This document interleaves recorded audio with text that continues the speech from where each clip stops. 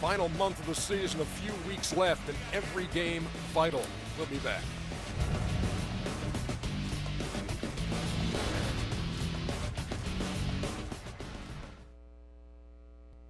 This crazy season gets more remarkable by the day.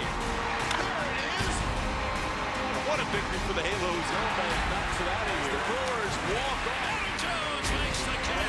22nd no-hitter in Dodger history. First time they've ever walked on 3 in a row at mile-an-hour. Oh, they got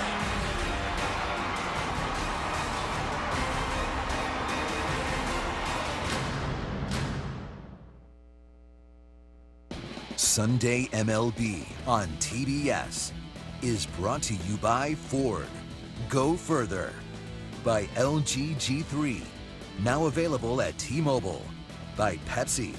Made with real sugar in 3 flavors. Pepsi, Wild Cherry and Vanilla. Pepsi, live for now. And Dos Equis reminds you to stay thirsty. And we welcome you back, and I guess you could say moments ago, and the Yankee has taken the field. His teammates stayed in the dugout. Derek Jeter took his position in the, come on out here.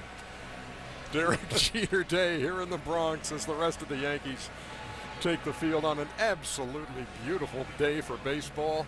It was really steamy on Saturday and muggy down there, but 77, very little humidity. It's a beautiful day, and we are just about ready to go. We take a look at today's Jeep batting order. For the AL Central leading Kansas City Royals, Nori Aoki leads it off, then Omar Infante, Alex Gordon, a guy who's in the discussion for American League Most Valuable Player, hits third. Salvador Perez behind the plate. Eric Hosmer's the first baseman. Josh Willingham came over from Minnesota. He's the DH. Mike Moustakas at third. Alcides Escobar is the shortstop. And the speedy Gerard Dyson bats ninth and plays center field.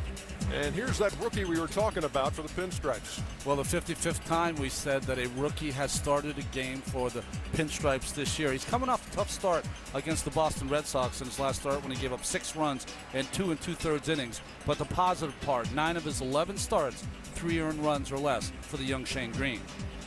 In his first 2 starts, he did not allow a hit for 4 2/3. And on the resume this year, he's had a couple of starts of at least 7 scoreless innings. Did that against Baltimore and against the Tigers. So he's got good stuff. And here's the defense for the Yankees. That finally ran out to the field after Derek took the field. Ichiro, of course, Ellsbury, and Beltran. Look at those gold gloves out there in the outfield. Infield, Headley, who came over for the Padres. Jeter, Prado, and Teixeira.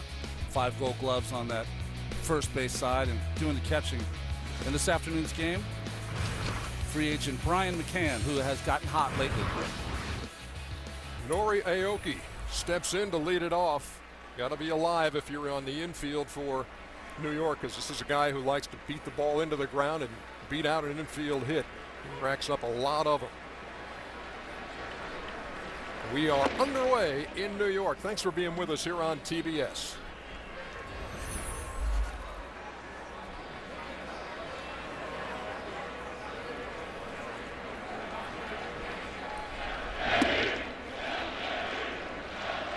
The bleacher creatures out there in right center field as they call the roll.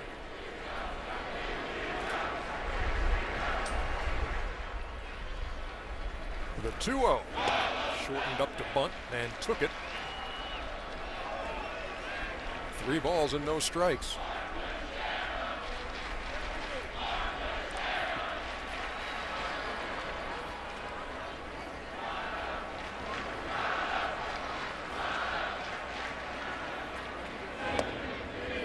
A 4-pitch walk to start the game.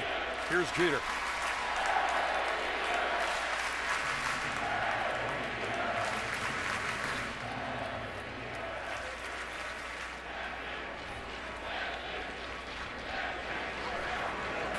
And they wait until they're acknowledged by the player that they've been introducing, and then they move on. A little more gusto on the Jeter call this afternoon. It's not the first time we heard it this afternoon either.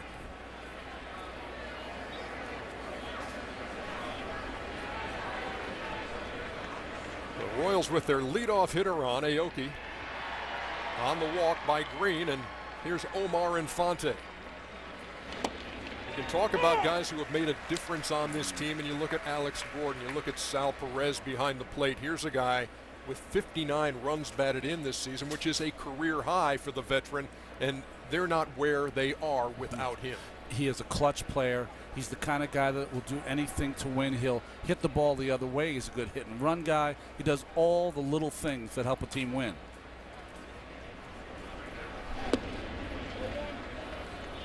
Count even, a ball and a strike. The Royals lead baseball with 130 stolen bases. It's a team that doesn't walk much, but they get a leadoff walk here. Don't strike out much. They're the last in home runs. It's a very interesting mix. Wearing the blue jerseys today. Green throws over, and Aoki is back. You know, it's not a mistake that Infante has played with the Tigers last season. He's played on winning ball clubs. He brought that winning attitude over here to this young team of Kansas City Royals.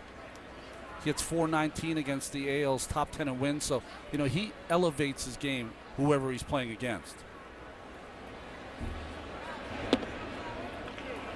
Nibbled at the corner and missed again, 2-1. You know, what we've noticed in the 4-pitch walk to Aoki and now pitching to Infante, Shane Green has had the ball down in the strike zone, but the home plate umpire, Chris Siegel, is not calling it so far. He's going to have to elevate it just a bit. A little bit bigger lead for Aoki at first. Infante cuts through that, and it's 2-2. When you watch Green pitch, you're going to watch a guy that keeps the ball down in the strike zone. If he's got fastball command for Joe Girardi's team, he will be in good shape because he's got a great slider and a wipeout slider for strikeouts. Count even at 2-2. And Infante strikes out for out number 1. We saw Brian McCann put down the 2, so he's calling the curveball, but I see this pitch more like a slider or slurve, but it's been his nastiest pitch since he's been in the major leagues.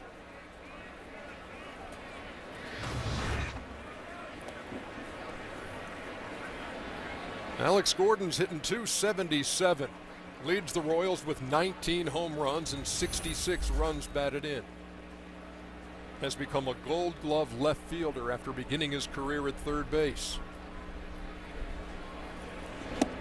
Had a good cut, came up empty 0-1. Well, he got to the point at third base where it got very difficult for him to always make that throw to first. So that's why they moved him to the outfield. And it seems when they moved him out there, that pressure of having to hit was eased by being in the outfield.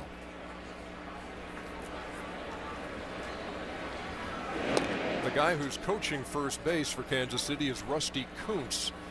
And not only does he coach first base, he also has worked with the outfielders and really was the guy who helped Gordon make the transition from infield to outfield, judging balls in the third deck, how to make that drop step and turn and go to the wall on deep fly balls. And to talk to Rusty, he will tell you what's great about Gordon is that he was just a sponge and wanted to learn all that he could and improve. Well, you can't learn from anyone better than Kuntz, one of the best defensive outfielders of his day. It's paid off with 3 Gold Gloves. A ball and a strike.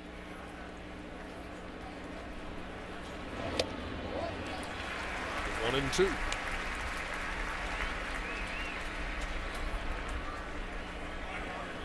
Now, Gordon became the first Royal outfielder with back-to-back Gold Gloves since Amos Otis, and you got to go back to the mid-70s.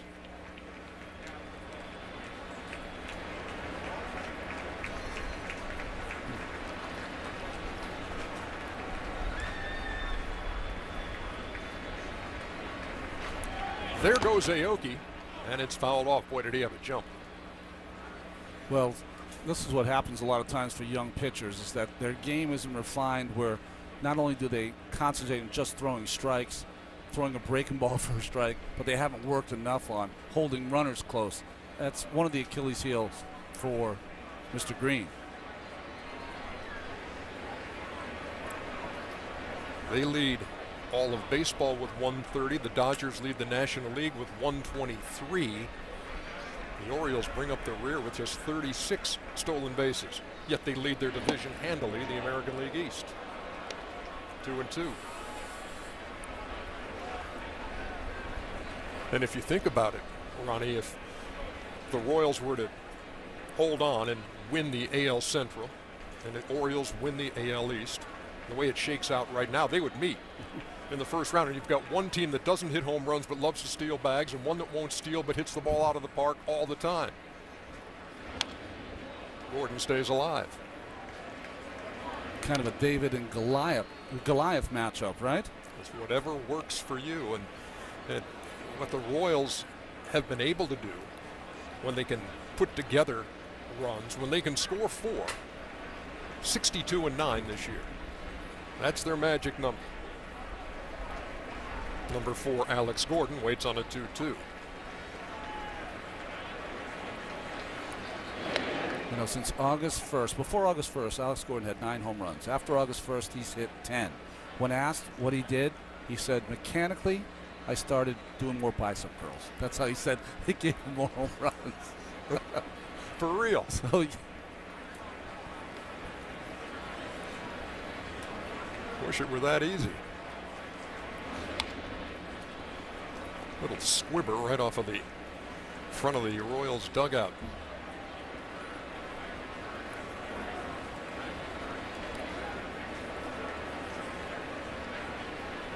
So to piggyback on what you said, 9 home runs in his first 391 at bats, 10 in his last 104.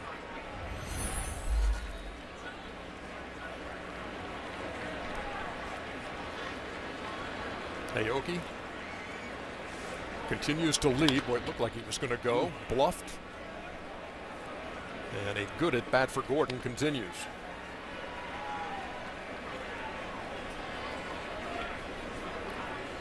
Well, Ned Yost we had a great meeting with him today. He said he's not watching any baseball, any sports. He's not reading anything.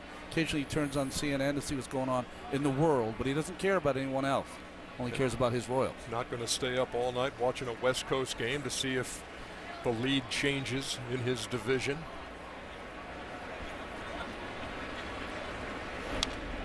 Again fouled back 2-2.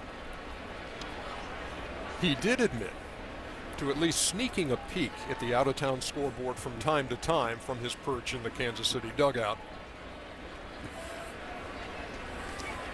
He won't have to do anything to keep up with the Tigers during this day as they host the Giants tonight. Yesterday he watched San Francisco 5, Detroit 4. He says, put an F up there for final. Put an F up there.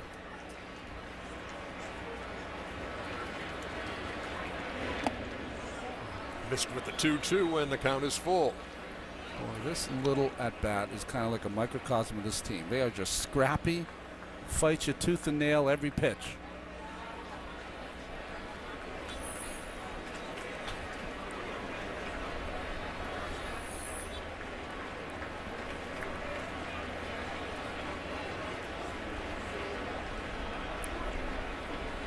There goes Aoki, and the payoff pitch missed. So they're at first and second, courtesy of a couple of first inning walks by Shane Green.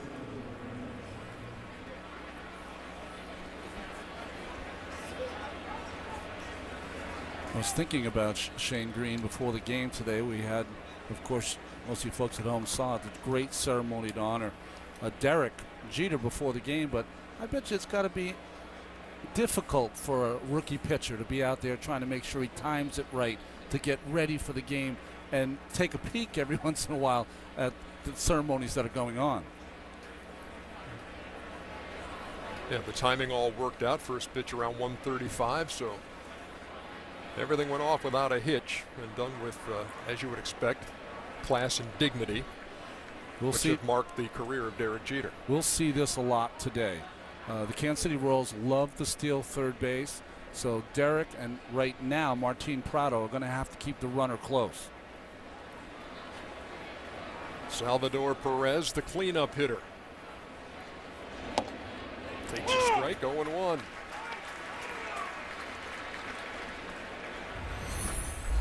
This young man has turned himself into one of the best young catchers in the game. Still learning how to hit, but great defensively. Signed as a non-drafted free agent in 2006.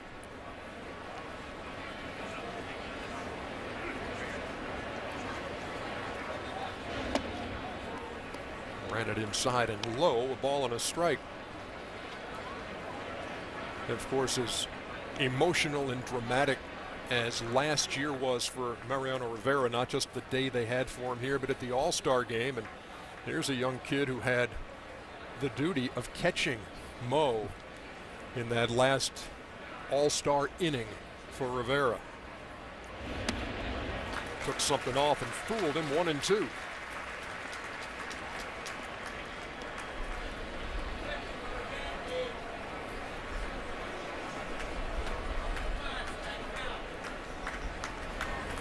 Royals love this kid's work ethic, the way he goes about his business and his production.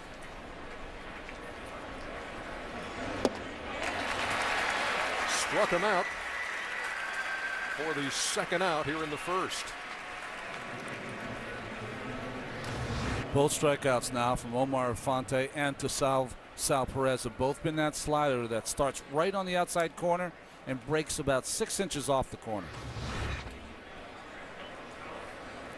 Now here's Eric Hosmer. Had to fight his way through injury this year. He had a broken bone in his right wrist. He'd been hit by John Lester at one point and aggravated the injury against Minnesota later. And they need him in there. Great glove at first base. He's a Gold Glover.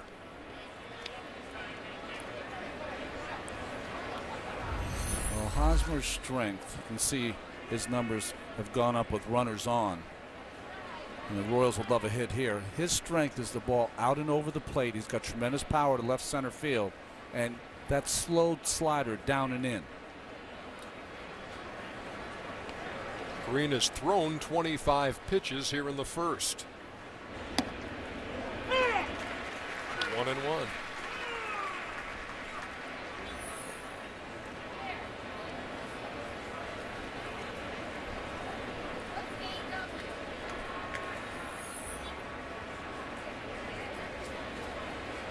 Hosmer, another one of those homegrown Royals players. 2008 #3 pick in the June free agent draft. Dayton Moore has stockpiled some talent on this Kansas City side and hoping that here in 2014 a long postseason drought ends. They haven't been there since 1985. A ball and 2 strikes. 2 on and 2 out.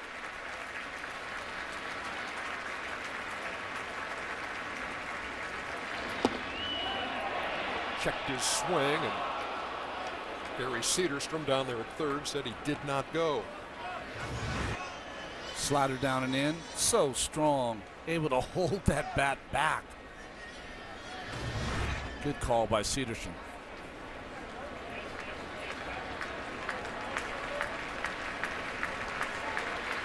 The Royals are hitting .272 with runners in scoring position. That's the second best mark in the American League and 4th in baseball. Up the middle, and there's Jeter. Had him played perfectly and throws him out. Royals put 2 on but can't move them around. We head to the bottom half of the first.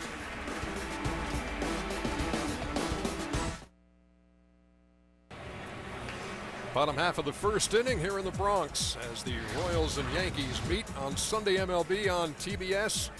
Jacoby Ellsbury on the Jeep batting order leads it off. Then it's Derek Jeter. The day's all about him. Martin Prado hits third, then Beltran in the cleanup spot. Brian McCann hits 5th, followed by Teixeira, Drew, Headley, and Ichiro as they meet Yordano Ventura in this battle of rookies today, and this guy can really rush it up there. Well, he throws between 96 and 100 miles an hour. The key for him, though, is, like any young pitcher, if he relaxes and kind of controls the fastball in the strike zone, you'll see him have that wipeout changeup and slider. He's 11-9. And as a starter, when he gets 3 runs, he's 10-0. 2 or less, he's 0-9. Ellsbury stands up there hitting .281, leads the team with 66 runs batted in, and that's to center. Gerard Dyson under it for the first out. Okay, it's Derek Jeter Day here in New York, and of course they brought out, as we watch him come to the plate,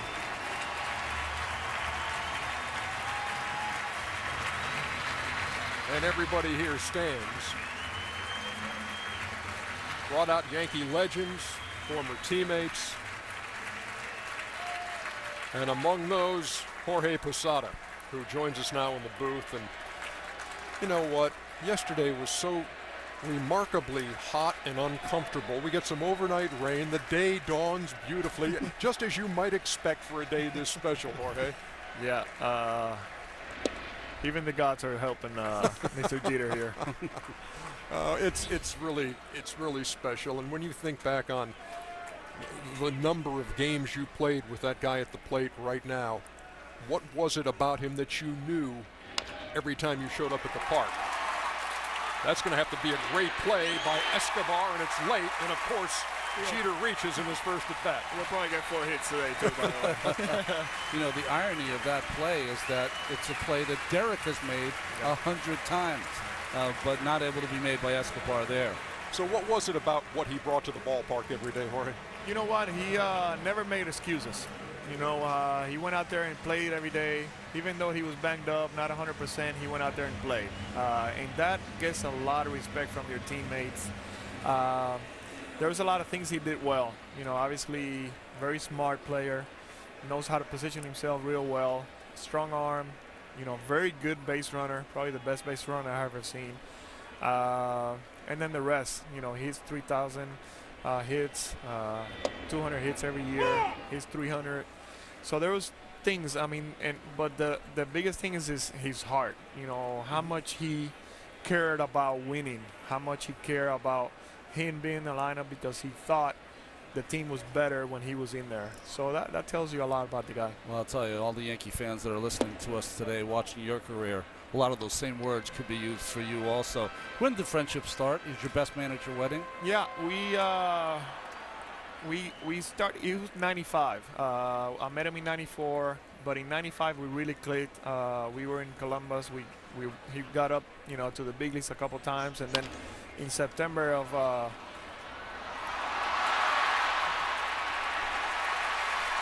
Jeter is going to be safe at second. Go ahead. Yeah. In September of 95, we sit in a dugout watching the playoff run. They hit, you know, they get to the wild card, and we're watching the preparation of the O'Neills and the David Cohns and the, you know, and the Don Mattingly weight box, and then that for me and for us was so important to see how they prepare before the game, you know, especially in Don Mattingly. That was my idol when I was growing up.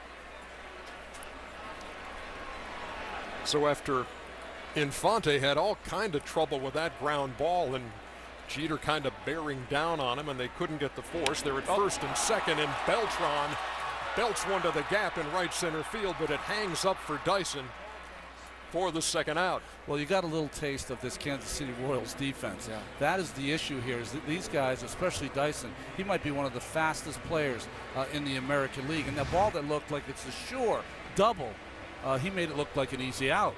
Yeah, he's standing on the left side of the outfield, and he still gets to a ball in the gap in right field. Well, Jorge, when you look at the core four now, and it's almost completely over now. Does it become sentimental for you?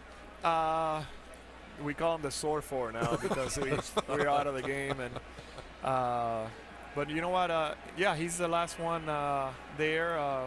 You know, I get to watch the games because he's still there. So I don't know how much baseball I will watch after this year, and I bet you a lot of these fans feel the same way. I just hope that the team can do it and bring a guy like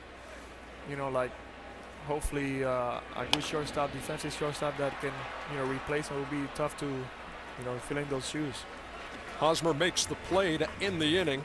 Jorge Posada, thank you so much for stopping by. It's always great to see you. Thank you very much for your time. We'll be back right after this.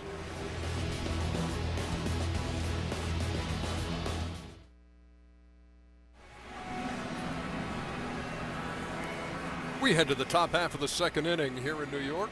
Scoreless between the Royals and the Yankees, though both teams have put 2 runners on in the first but couldn't chase them around. Playoff races are heating up. Who's going to stay atop the AL Central and the AL West? Catch up with BleacherReport.com/behind the mic for all the latest MLB playoff race details. Right now, the Royals lead the Central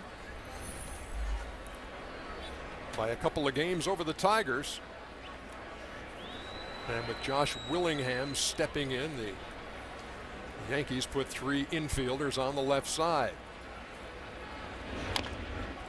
Just a little nubber up the line, and there's going to be no play for Shane Green.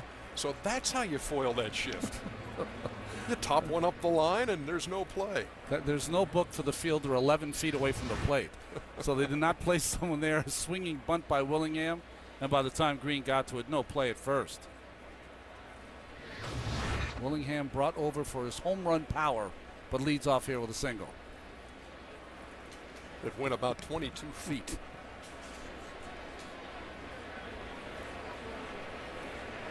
Now here's Moose, Mike Moustakas, and now you got 3 infielders on the right side.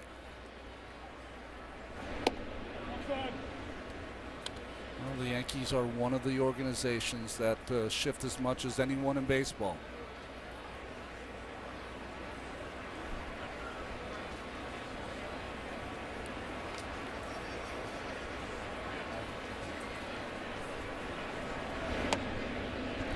The thing about this shift is Jeter is the only infielder on the left side, and he was basically playing third base, and now he's moved back to short. Headley, the third baseman, is over there on the right side.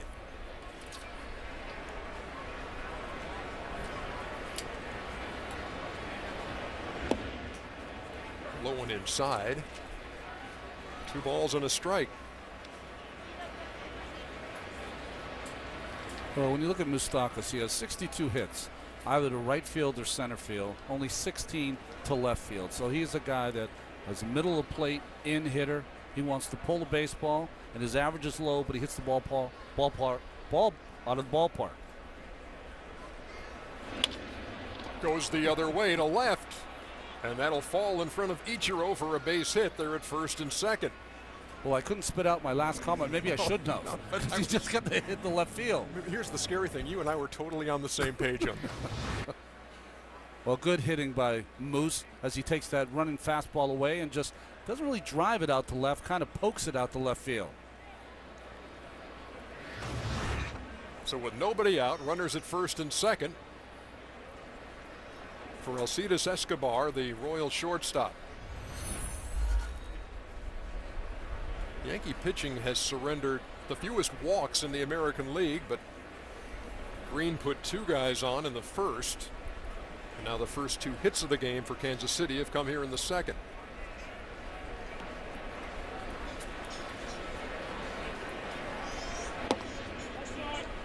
Escobar takes. 1-0. There is Ned Yost. And Mike Jerschley, the third base coach of the Kansas City Royals.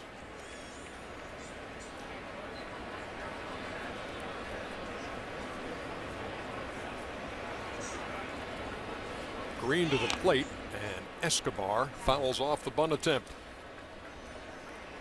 Well, Ned Yost looks like he's trying to play a little National League baseball with Escobar trying to bunt that baseball. But when you think about it, Dyson is a guy that's more of a bunt hit, infield hit kind of guy. Doesn't have a lot of power.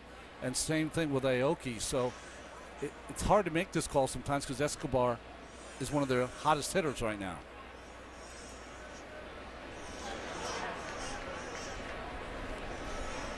He leads the Royals with 7 sacrifice bunts. Headley in on the grass at third as the runners lead from first and second.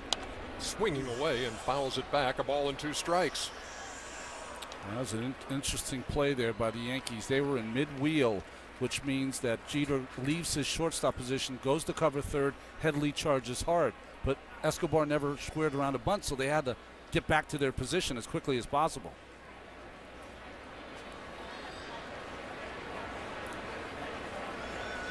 The ball and 2 strikes to Escobar.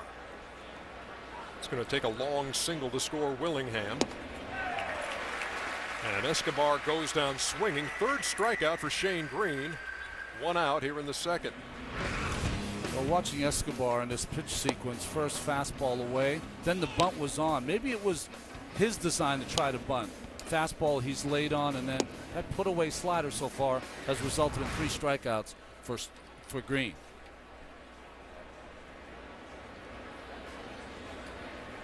Now here's Gerard Dyson. Number 9 hitter, speedy center fielder.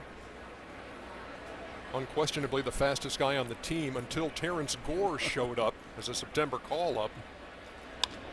And now all bets are off. That's down the line and left and out of play. Now it's interesting. You watch him swing at that first pitch. He's got 9 bunt hits, 22 infield hits so far this year. A bunt is not out of play for Dyson. I'm talking about bunting for a base hit.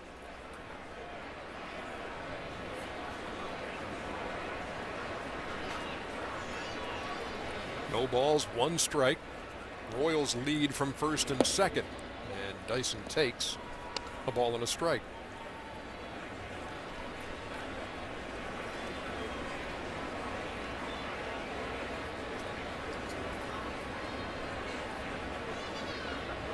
Willingham had an infield single. Moustakas slapped one the other way into left to start the inning. Dyson hitting with 2 on and 1 down, and that's foul.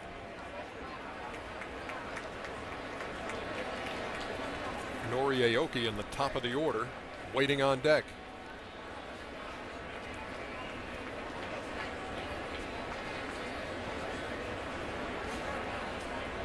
This is a Kansas City team hitting .261. 3rd in baseball, 2nd in the American League, behind the Tigers. Fouled straight back.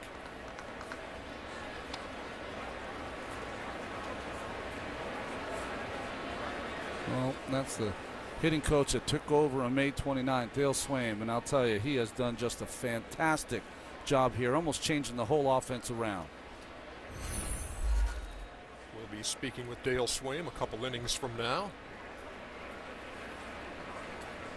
The 1 and 2 popped up in the infield. Jeter backpedaling and is called off by Ellsbury for the 2nd out.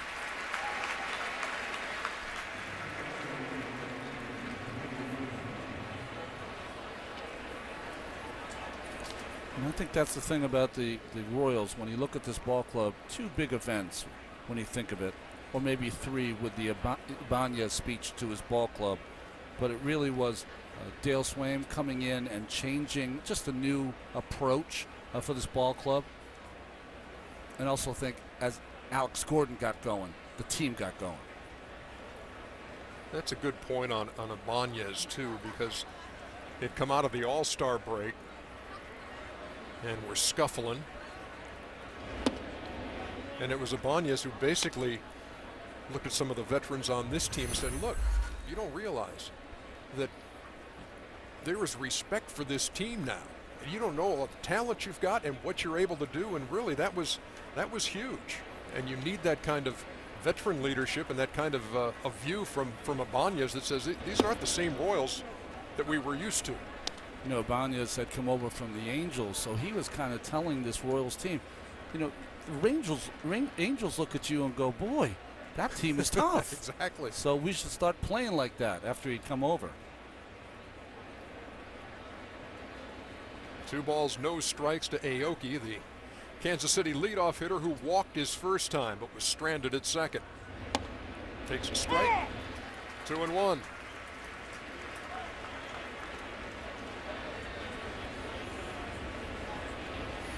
Here's Raul. Classy white shades today. He's got some fond memories of this ballpark, that's for sure.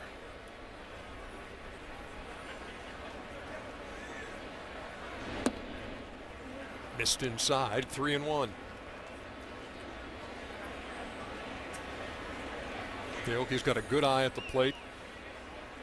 5th toughest guy in the American League to strike out. And he's ahead in the count, 3-1.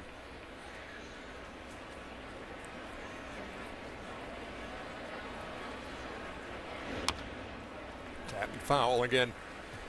You see Aoki's game there. A lot of times he hit a ball right into the dirt, into the grass, and leg it out.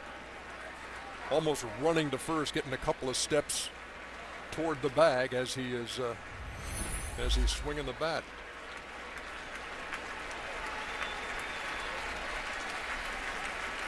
Three balls and 2 strikes. 2 on and 2 out. Shane Green trying to get out of a trouble spot. Tapped up the first base line. Green quickly, and he throws it away. And that's going to score a run. Aoki with a little dribbler. And Willingham scores from second. He was on the go with a 3-2 pitch. Well, what was interesting about this, Willingham doesn't have a lot of speed, but Green, who's had a few errors already this season in throwing the baseball, wasn't able to make that play. That is a play that maybe if he holds on to the baseball, he might have a play on Willingham. But once he threw the ball away, Willingham took the extra base.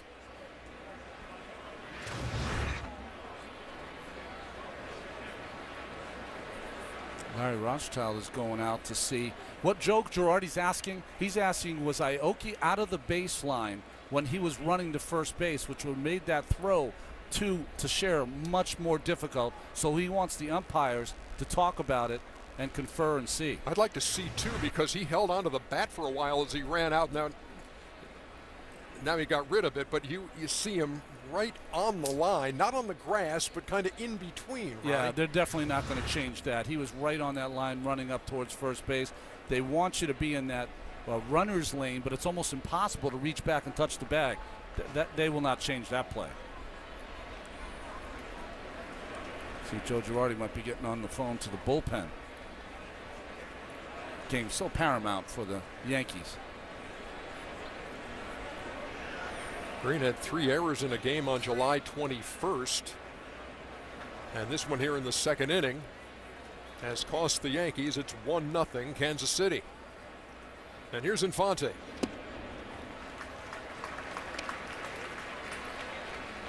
Really just been a slog so far for Green. Almost the same amount of balls and strikes. Has not really gotten any easy outs. And we talked about it before, just a pesky Royals team.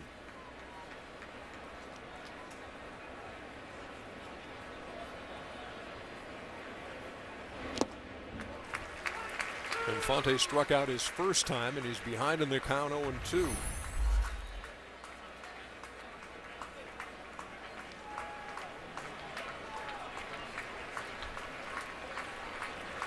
An infield single, an opposite field single, and a little dribbler that Shane Green booted has resulted in the lone run of the game here in the second. 1-0 Kansas City. And the 0-2 to Infante is outside. You know, Ernie, baseball is really only one of the few games that changes the rules for the month of September. So you have a lot of extra pitchers in the bullpen. So if your guy, your starter, doesn't have it that day, you can get someone up immediately. And David Huff, the left-hander, is getting loose in the New York pen. Here comes the 1-2 to Infante. Checked his swing and did not go. That's Lance Barksdale making the calls at first.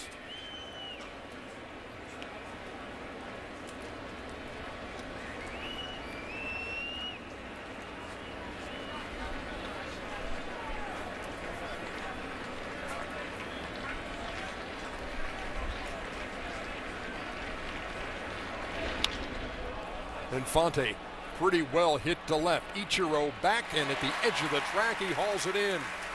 Infante stung it, but Ichiro flagged it down. It's 1-0 Kansas City.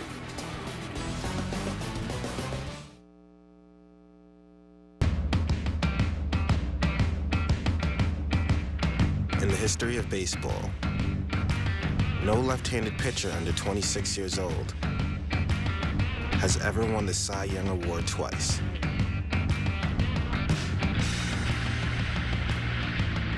Until now.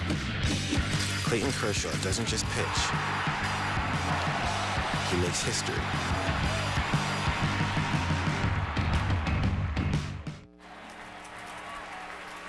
Non-stop action, heart-pounding excitement, historic performances. Don't miss the 2014 postseason beginning September 30th. Here on TBS, we've got the AL Wild Card, the ALDS, and the ALCS.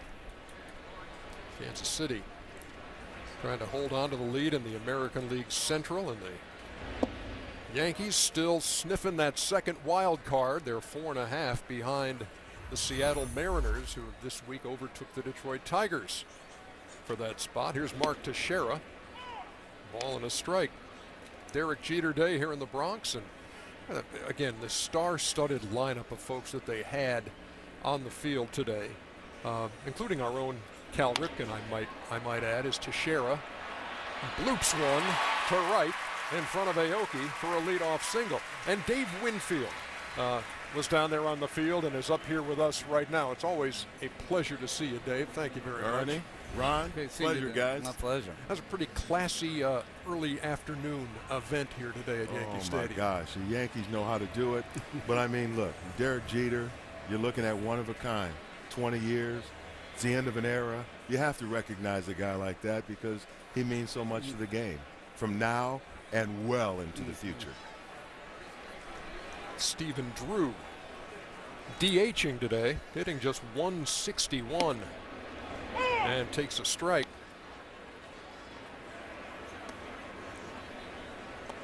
"28 games with the Yankees, 138, 2 homers and 10 RBIs, and he bats with a runner at first.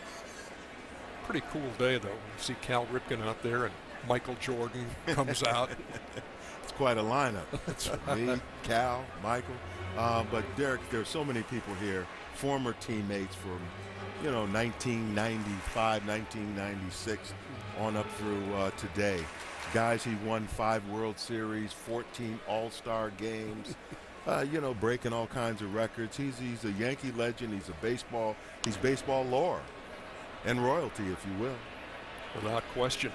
Fly ball to center that Dyson puts in his pocket for the first out. Our younger viewers won't remember, but it was like This Is Your Life out there, wasn't it, with all his friends and family? It was great. Usually you're 80 years old, they do something like that. Right. He did at 40. He's doing it, and then he ran some warm-up sprints to play in the game. How would you hit in this ballpark?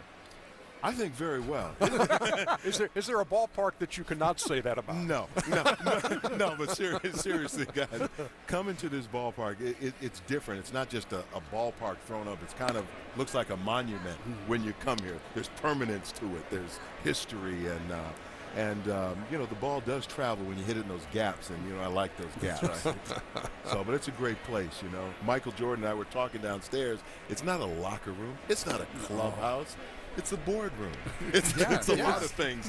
It's a lot of things, but it's a great place to play.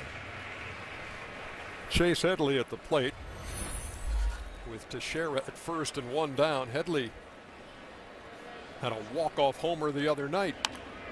Fouls it back. One of those games that the Yankees had when Teixeira homered in the 9th and Headley walked it off, and one of those that you maybe look back at the end of September and say, well, that was a key game, but you got to follow those up. Right. And that's a great way for him to make an impression with a new club. He was in San Diego for many years. I saw him play, but a lot of those games weren't of significance, and now he's at least sniffing playoffs. Here it was. This is one of the quickest celebrations of all time. He had barely dropped the bat and the fist went up. But everybody in the ballpark knew. Wow. The celebrations have gotten pretty out of control at home plate, haven't they? But they're having fun. They have. You remember Kendrys Morales. You got to be careful at home plate. Yeah, that's right. No jumping up in the air. You slip on a wet home plate or something, and your career is in jeopardy. Yep. So I'd be very careful with that. Yeah, back in the day, you didn't have water bottles and everything else, and the Gatorade every time after the game and the post-game interviews. Shaving cream. Yeah. I always say that the pitchers had a little better memories then, so they'd remember that a little later on. Oh yeah. Take that one in the ribs. Toward left center field, and Alex Gordon made a nice play with Gerard Dyson bearing down on him from center field. Just another example. That ball kind of tailing away into left, and the sun shining out there in left field, and Gordon, the Gold glove. converted third baseman, who's become a really good outfielder. You played a lot of left field. That ball is challenging because it starts to move back over your head, right? Oh yeah, it does. There's a slice to it. You know, left-handed batter. You got a slice. You play each field a little differently, and late in the day, that left field can pretty precarious. Yeah. You know, with the sun in your eyes, but nevertheless, good place to be. Ichiro hitting ninth today for the Yankees. Pretty nice when you can put a two-time batting champion in the 9-hole. Oh yeah. Still getting it done at 40. Well, I like this guy. You know, I like that number on his back too. You're right. And made something out of that number. That's right. He hits a little different than you hit, Dave. Oh yeah, quite a bit different. He makes it work though. A ball and a strike. Tapped towards second, but it's off his foot. A ball and 2 strikes. The Yankees playing without Brett Gardner today, by the way, who's had a great year from the leadoff spot and a lot more power than we're used to seeing. He's doubled his career high this year, but he's been bothered by a little bit of a muscle thing down there around his belt, and so Joe Girardi sitting him today. You know, I'll say this, Ernie. Sometimes you get that good contract. You got a very good contract, and people might have questioned it. This guy's living up to it. I mean, sometimes they get comfortable, fat, and lazy, but he's done a good job. To left field near the line, and Gordon a long run and can't quite get there. We'll do it again. A ball and 2 strikes. I always find that's the most challenging part for the outfielders nowadays because they're moving the fans as close as they can, but it doesn't give the outfielders a lot of room in foul territory. Yeah, beforehand, outfielders really have to check out the terrain, the territory, all around them, because when it comes game time, you can't think. You just go, you react. 1 ball, 2 strikes. Teixeira led off with a single to right, and he's still there with 2 out. You know, Dave, one thing you look at, does everybody in baseball throw 97 now? You look at this rookie who comes in here just rushing it. Right. I think he's got the highest average velocity of any starter. But they do. This is what scouts look for. This is what teams want. But I'll tell you this. There are a couple of guys that went in the Hall of Fame this year that go against the grain. Tom Glavine, Maddox. These guys, the velocity was the last thing they wanted. It was location, it was movement, it was change of speeds. And they never got a sore arm. These guys usually see the doctor after a while. But that's what clubs want, velocity. It's like a modeling agency looking for models. You better be 6 feet tall. You better throw 96 miles an hour. You have no chance to get drafted. Exactly. And sometimes the smart guys, if they ever hurt their arm, they know how to pitch. See, when you're young, you throw. Once you hurt your arm, maybe, you learn how to pitch. They are questioning what the count is now. Joe says he's got it at 2-2. On the board, it says 3-2. With all this technology, gentlemen? Yeah, exactly. What the heck? You come into the booth and the whole thing goes, Wait a minute. haywire. I've got an app for the count and everywhere in between. So it's on the board at 3-2.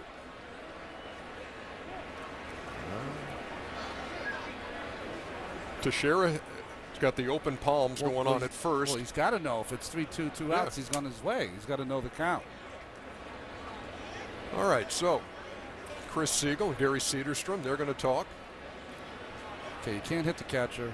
We need replay for certain things, but we can't keep the count right. Go to the replay operations center. There you go. We'll figure it out. He's saying 2-2 now to Shera.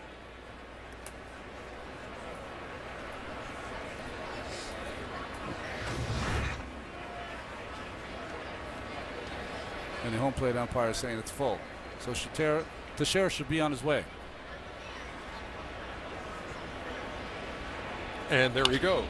Slap to left. Gordon drifting back and makes the play for the third out. Dave Winfield, always great to see you. Thanks a lot for coming up, man. Derek Jeter Day, we'll always remember that. Great seeing you, David. Take care, All right, man. guys. Back with more here in the Bronx after this.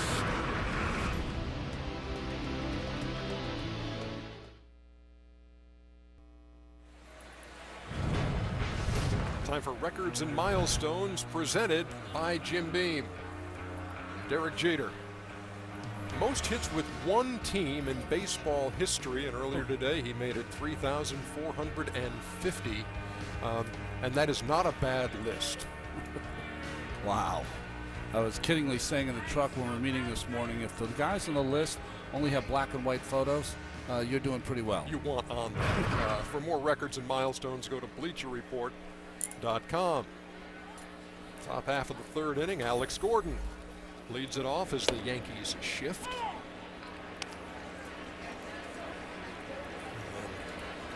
Jeter, the only infielder on the left side. The 0-1. Breaking pitch missed, a ball and a strike.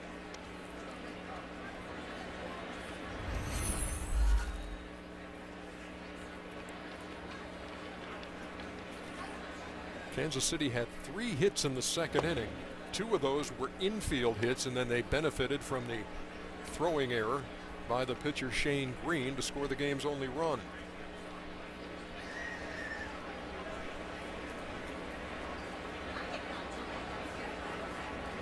The 2-1. Into shallow right, and the play cannot be made by Beltran. Prado went back, and then Beltran coming on. There was really some indecision here. I think Beltran at some point thought Prado was going to take that baseball and then realized that it really was his play all the way, and that late reaction off the tip of the glove cost Beltran and the Yankees an error. I mean, we showed the infield before we started this game. There was gold everywhere. Not a Gold Glove play for Carlos there. So an E9 in the books, and the leadoff hitter on for Kansas City. And here's Salvador Perez.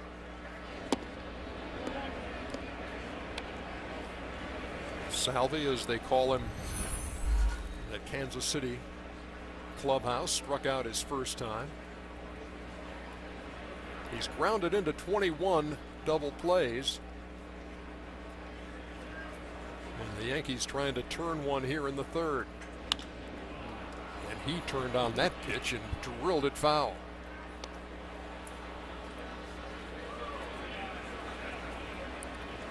You know, on Friday night here, the Royals were able to get an unearned run that stood up with the great pitching of James Shields. They won that opener 1-0.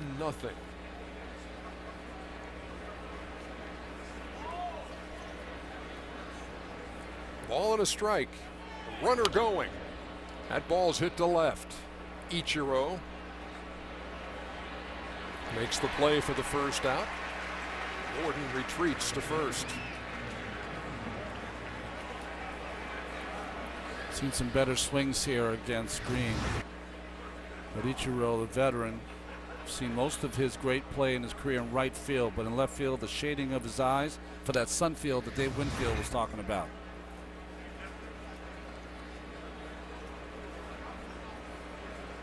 Here's Eric Hosmer.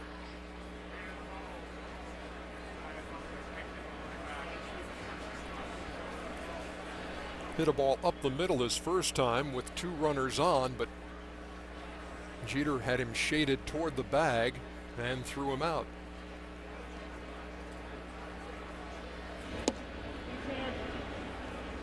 One and 0.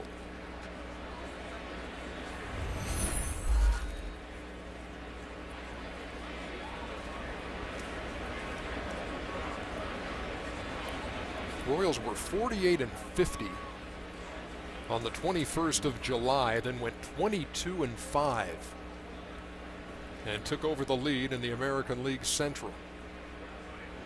Runner going. Pitch low. The throw is late. And Gordon has the stolen base. And for the Royals, that's number 131, the best in baseball. They put pressure on you. Almost everyone in the lineup will steal a base, including their star Gordon.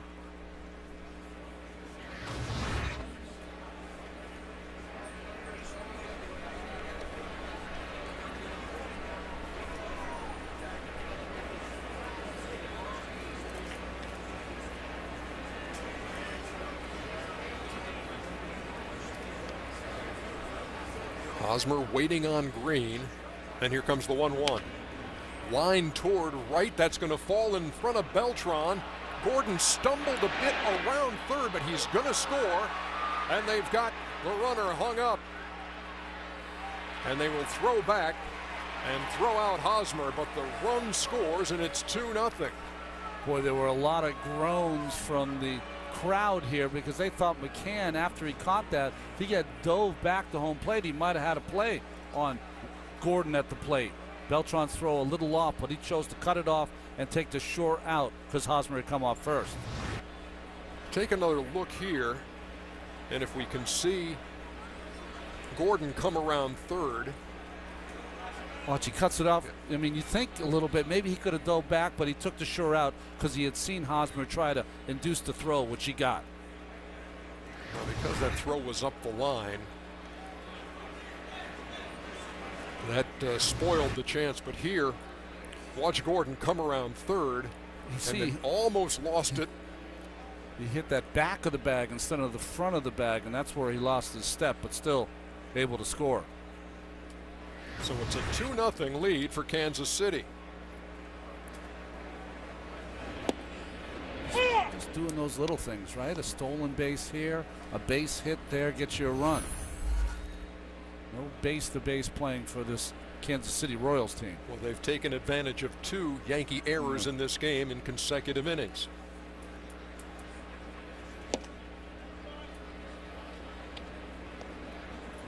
It's the time of the year when you start to see the math and you say, boy, 4.5 out of the wild card, you're still in it. But then you watch the team play and you say to yourself, errors in consecutive innings, mathematically in it, but not playing like we're in it.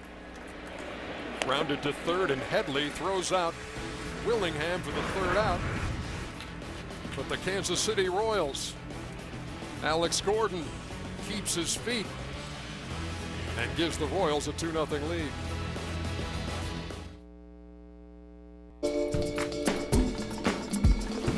He's trained canaries in the art of falconry. He is the most interesting man in the world. Stay thirsty, my friends. Time for today's Subway Fresh Take. We set our sights on the Seattle Mariners. Since the All-Star break, we see the gaudy number of 291. 7 home runs, 31 runs batted in. Dustin Ackley. Well, they're just looking for some kind of offense over there. Kendrys Morales, who they picked up, had a couple home runs against Texas this week. Ackley, a guy that they always thought was going to be a huge star offensively, starting to come into his zone. So Seattle with that slim lead in the wild card. Bottom half of the third inning, Jacoby Ellsbury leads it off. Flied out to center his first time, and look at Seattle now. They've won 5 in a row. Game and a half in front of Detroit for the number 2 wild card, and 2 behind Oakland for the number 1 wild card. 20 games to go after today. 9 of those at home, 11 on the road, and they've got that 11-game road trip. 4 in Anaheim, 3 in Houston, 4 in Toronto, which takes them from the 15th of September through the 25th. And then close out the regular season, 3 at home against the Angels. Well, it's the toughest part of always playing in Seattle. That late in the year here, they got to come on the Eastern time zone. That always makes it difficult. haven't said too much again about Giordano Ventura. That's my fault. Boy, this young man has a chance to be a huge star in this league. Rounded to first. Hosmer takes it himself. One down here in the third. Now got 11 wins this year. Awesome. Number 2, Derek Jeter.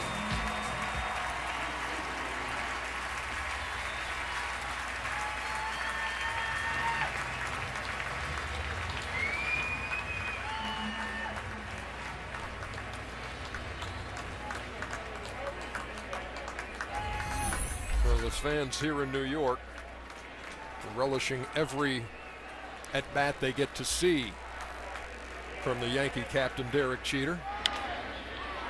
Well, just thinking about it as I saw that sign, how many players' parents are known by the entire fan base?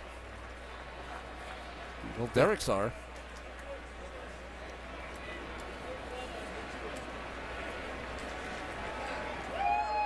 The Yankees will have 11 home dates left and 9 on the road after today's game. We got Tampa Bay coming in for 3 Tuesday, Wednesday, and Thursday.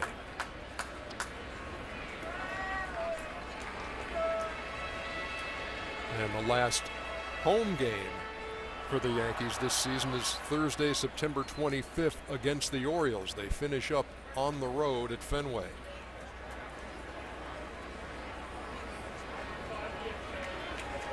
And that's regular season. Of course, the postseason hopes still alive as Jeter takes.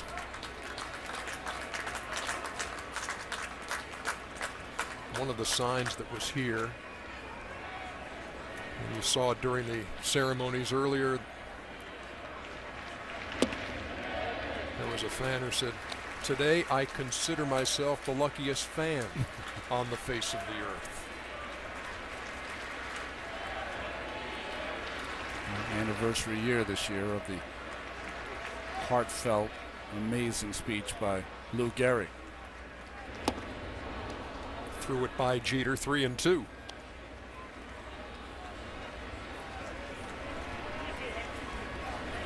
See, Derek said, "Wow," saying 3-1. This kid who throws 100 threw me a changeup.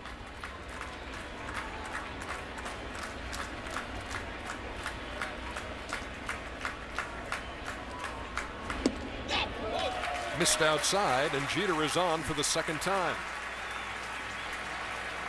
He singled in the first. He walks here in the third. You know, I was thinking about the ceremonies today. We saw Michael Jordan, and you know, the Portland fans always think about taking Sam Bowie over Michael Jordan. Well, Derek was taken in the first round, 6th pick by the Yankees in 1992. The people that were taken in front of him: Phil Nevin in Houston, Paul Shuey in Cleveland, Billy Wallace in Montreal, Jeffrey Hammonds in Baltimore, and Chad Mottola in Cincinnati. Wow, that's a great nugget. Fouled straight back by Martin Prado,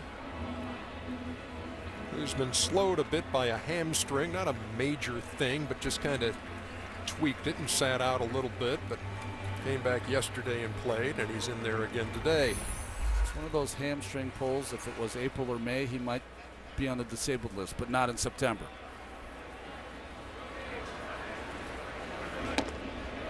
Up and in, 1-1. Yankees picked him up at the deadline from Arizona for Peter O'Brien. Of course, he had some good years with the Atlanta Braves before going to Arizona.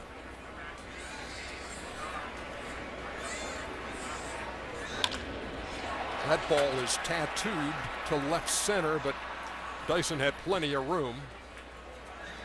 And that's 2 down. Let's take a look at today's ASICS top performers. Giordano Ventura, the guy you're watching today on the mound for Kansas City, and this is something that Dave Winfield even gave this away a short time ago, that the average fastball velocity of 96.3, leading all starters in baseball. Ned Yost alluded to that Giordano can almost get out of bed and throw 96. And when he turns it up a notch, they've had him as high as 102. Another thing that he said, too, as we talked about pitching in this ballpark, you know, here's a rookie, has never pitched in Yankee Stadium. Is there ever any concern, Ned, when you have a kid and he's going to be in this setting? And before I could even get the word setting out, he said, not this guy. He's got a lot of confidence, a lot of poise, handles himself well. That's in the dirt. Perez made a nice stop to keep Jeter at first. I thought it was cool the way he said it, too. He said it was inner confidence. He's not he's not a cocky kid. He just has a lot of confidence in his ability. And Perez is just one of the best in the business is that. People always think about blocking a baseball that you just got to hurl your body in front of it. It's corralling it, having soft hands, and the ability to keep it in front of you. Perez does that wonderfully.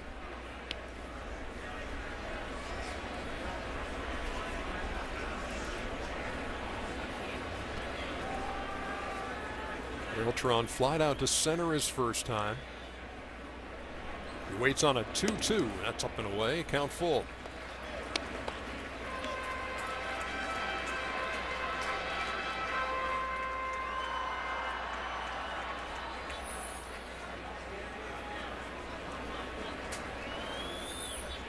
Brian McCann, the on-deck hitter.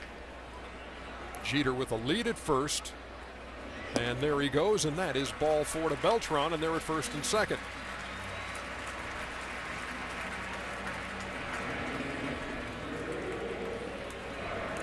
Second walk of the inning, and the first 2 walks of the game given up by Ventura. One of the good pitching coaches in baseball, Dave Island, out there to settle down his youngster. He knows this is a pivotal part of the game. McCann's been hot. McCann's been hitting the ball out of the ballpark. Just to reinforce the game plan, talk about, you know, we had a meeting today. What did we talk about with McCann? Let's make sure we construct those pitches and go after McCann. See Dave Island, who was the Yankees pitching coach from 2008 to 2010, a World Series ring in 2009. Now here's McCann, who has 17 home runs, and 15 of them have come in this ballpark. Grounded out to Hosmer his first time and takes a strike 0-1.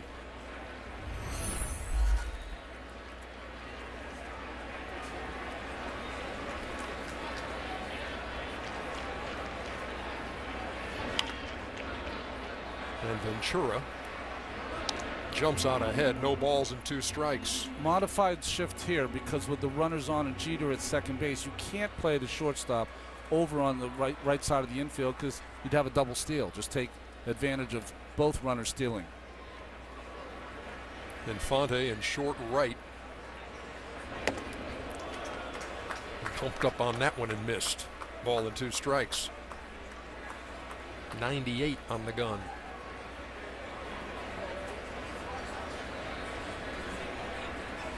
The 1-2. Boy, McCann just did get a piece.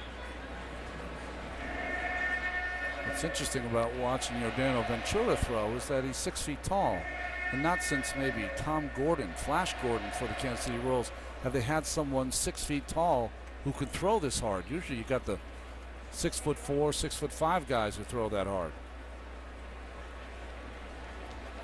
He's working with a 2-0 lead. When his teammates have given him 3 runs in a start, he's 10-0. 2 or less, he's 0-9. So to really feel comfortable, he would like one more Kansas City tally here on this Sunday.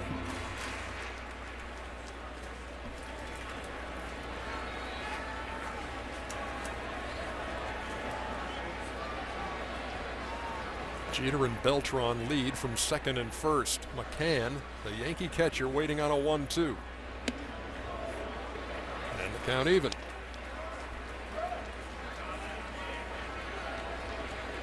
The young right-hander fighting himself a little bit right now because he's not able to get his curveball over for a strike.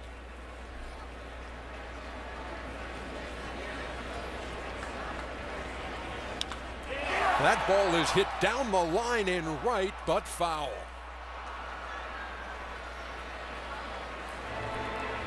McCann turned on it, but it stays 2-2. Just a change up down that McCann's ahead of. It's interesting that Perez immediately ran out to his pitcher because Ventura shook him off a couple of times. He's probably out there to say, listen, no shaking off the rest of this at bat.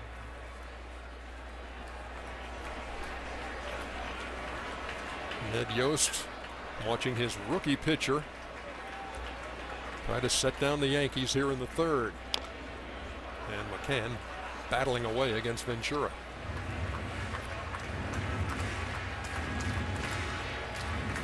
Here's that stat you were talking about. Like sitting here in Yankee Stadium. What left-hander wouldn't? 314 right down the line and right. As inviting a porch as you could ever want.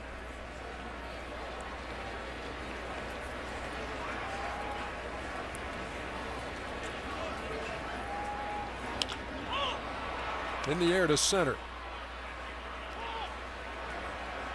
Dyson makes the play, and that'll do it for the Yankees in the third. Kansas City leading 2-0.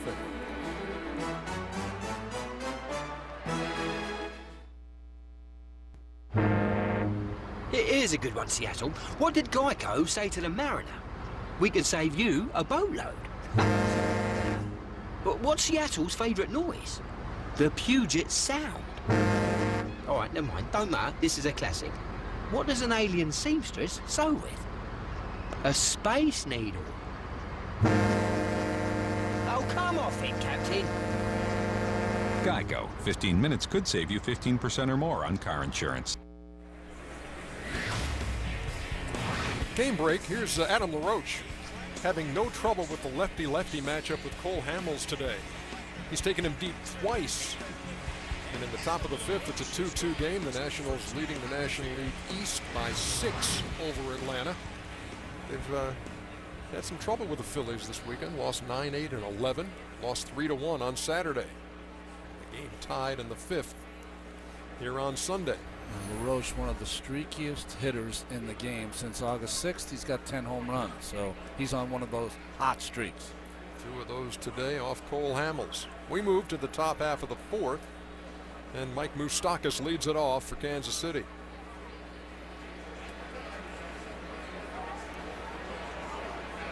Three Yanks on the right side of the infield as Moustakas takes a strike. He went the other way his first time, slapped a single into left.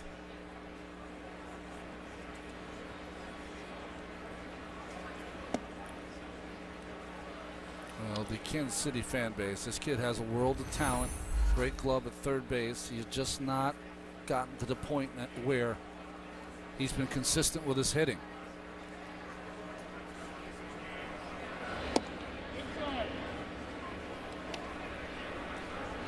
Heard Chris Siegel behind the plate say inside.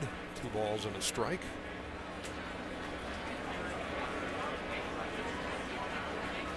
Royals drafted Moustakas in 2007 as the #2 overall pick. And he hit that ball well to right, but Beltran, who dropped a ball in right earlier in this game, flagged that one down for the first out.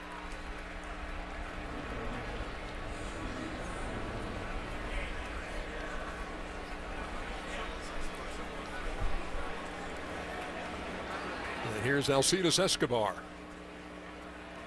He struck out in the second. Green has fanned 3. He's walked 2. Yankees have made a couple errors. Green, in fact, made one himself, which led to the first run of the game. A looper into center that's going to fall for a hit.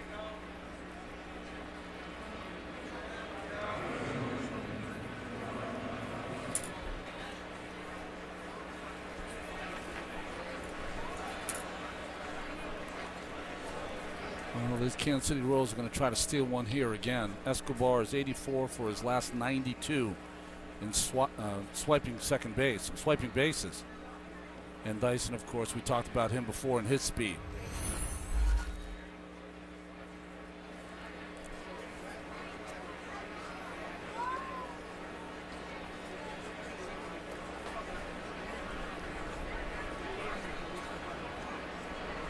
Escobar was leaning and Green threw over.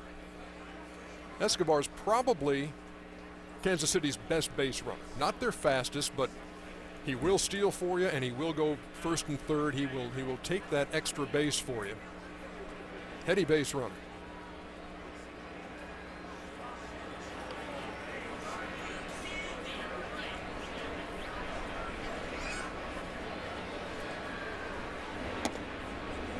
Dyson takes down low, 1-0.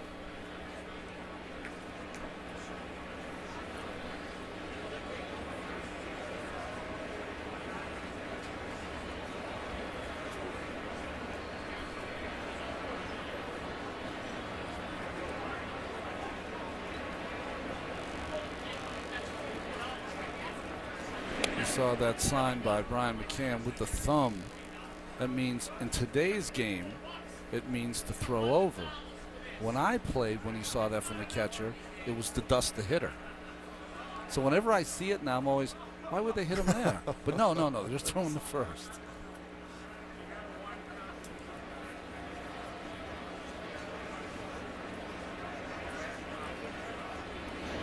What did you use to throw over then? What they would do is they kind of rub the inside of their thigh if they wanted a slide step. They usually just signal over with their finger, just signal the throw over. But remember, in those days, a lot of times the pitcher controlled the running game. The manager did not.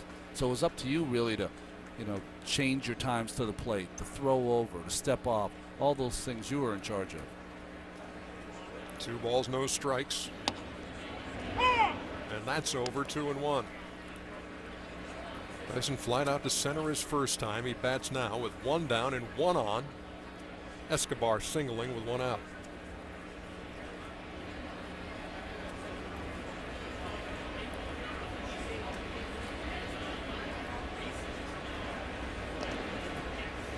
That speed element at work here for Kansas City. You got speed at the plate, you got speed on the bags. Tony Pena giving the signs. Why wouldn't he? One of the best defensive catchers that ever played.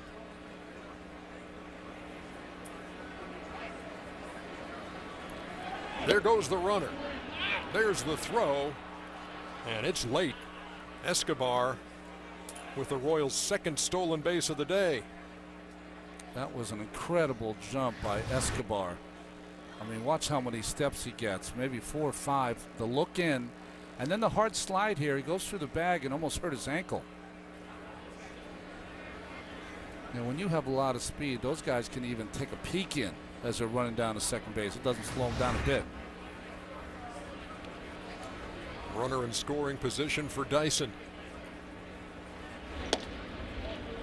who takes outside, and they're at first and second with 1 out.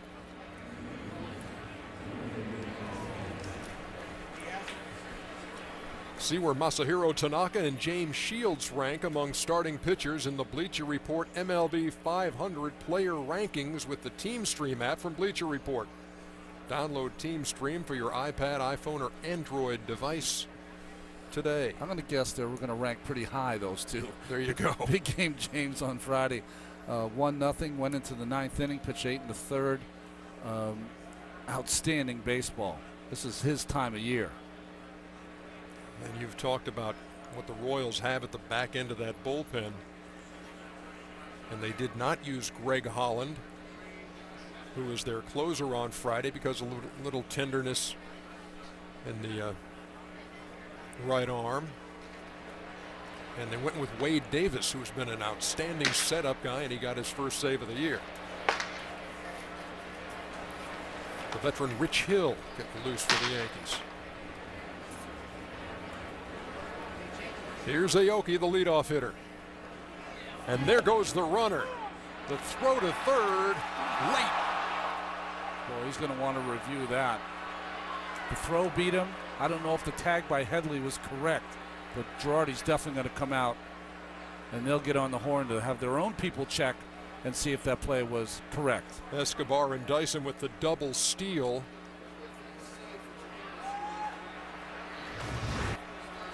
McCann, it's a little easier without the right-handed hitter. Left-handed hitter gives you an open space.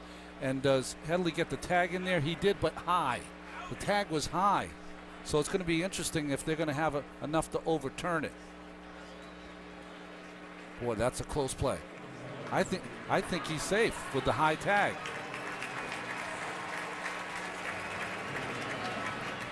I think when they look at that, they're going to call him out. You do? I do. Okay. That's where I'm putting my money. All right, okay. Looked like they got him on the calf just before the foot hit the bag. See, my thing is that what I've watched now is that if a play is called in a certain way, there's got to be so much evidence against it to overturn it, and they did. You're right, Ernie. Way to go.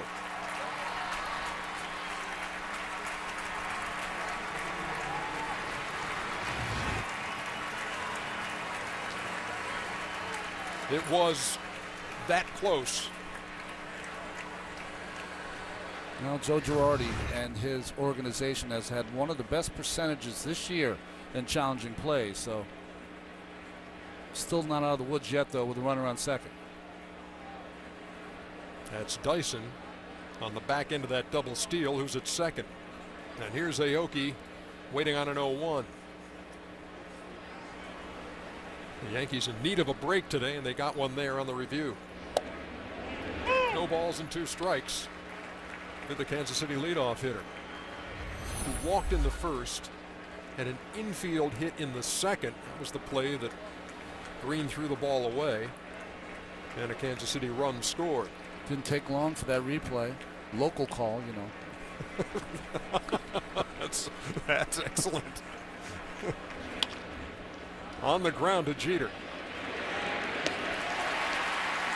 Royals put a couple of runners on, but a favorable review keeps the game 2-0.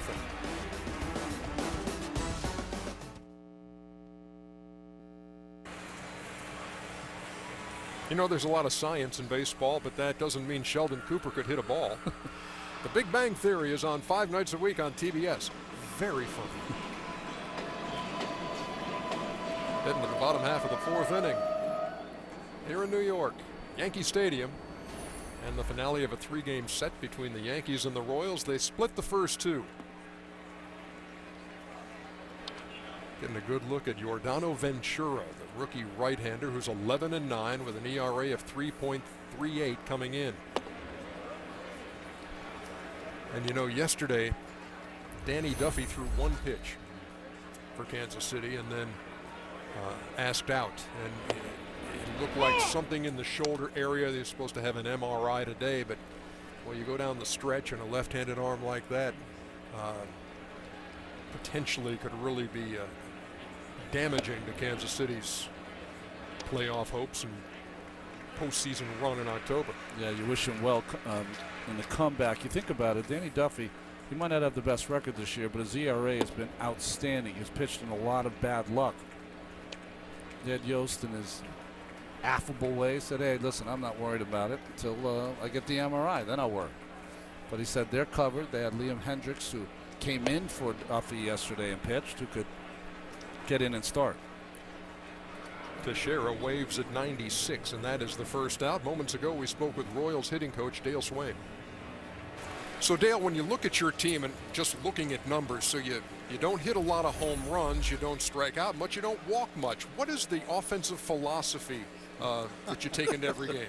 I don't know about that, what philosophy it is, but you know, we've made it work for the most part. We had a great stretch there when we won 24 out of 30 because we hit like 320, 330 with men in scoring position. So, you know, we get our hits. You know, we hit like 260, 265, but you know, we've had 2 stretches this season where we've really hit well with men in scoring position, and timely hitting is what a season's all about. So, you know, right now we got some young guys still learning, you know, the strike zone and taking our walks. You know, we get the 3-2 as much as anybody, but we just seem to swing out of the zone in those situations. So, you know, it's hard to hit home runs in our ballpark, but, you know, like we've made it work with our defense and our pitching.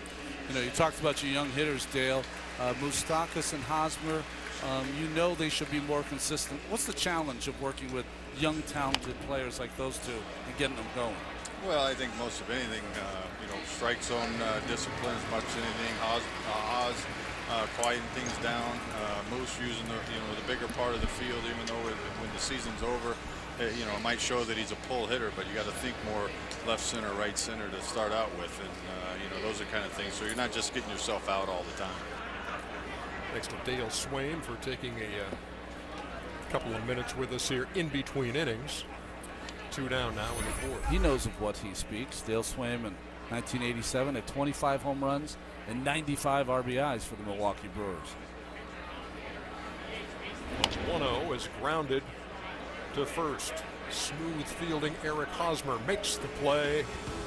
And that's a 3-up, 3-down inning in the 4th. 2-0 KC heading to the 5th.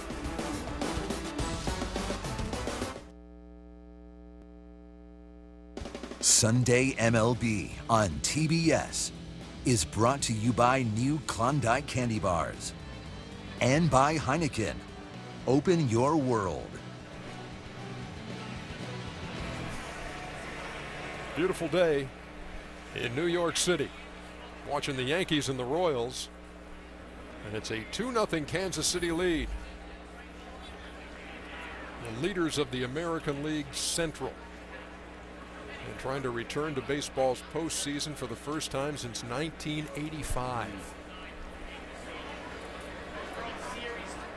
if that sounds like a long drought, it is the longest current drought in the 4 major sports.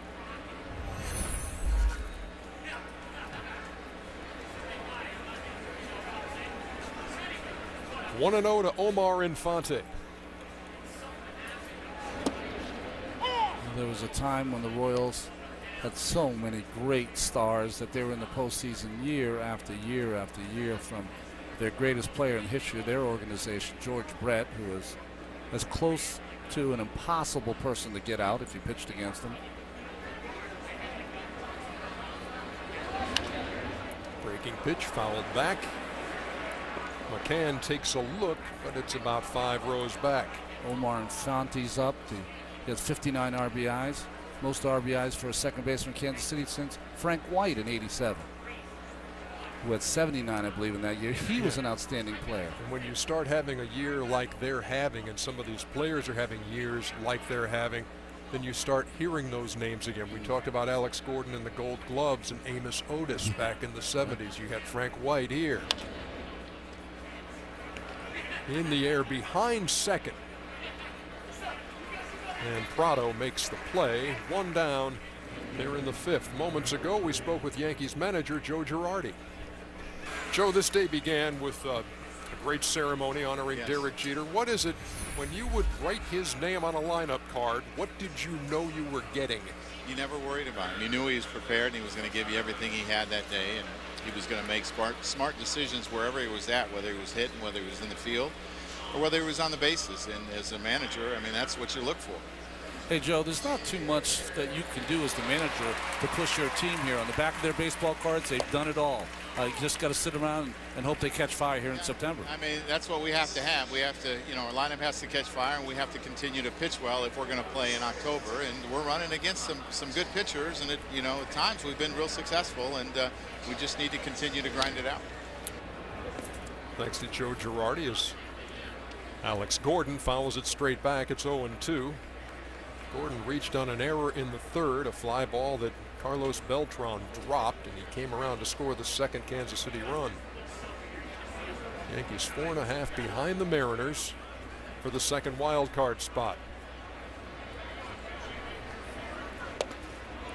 Joe did a great job getting Shane Green out of some trouble in the last inning with the challenge that overturned the call. Joe's 21-26 this year and won his last 8. So you'll take that percentage all day long. Check swing. He went. And Gordon, a strikeout victim here in the 5th. 4th strikeout for Shane Green. Look at what the Yankees have down the stretch. They've got 3 with Tampa Bay coming up Tuesday, Wednesday, and Thursday. Then they go to Baltimore for 4. Nobody's talking about the Orioles. They're making it look too easy in the American League East. And they go to Tampa Bay. They got Toronto 4 here.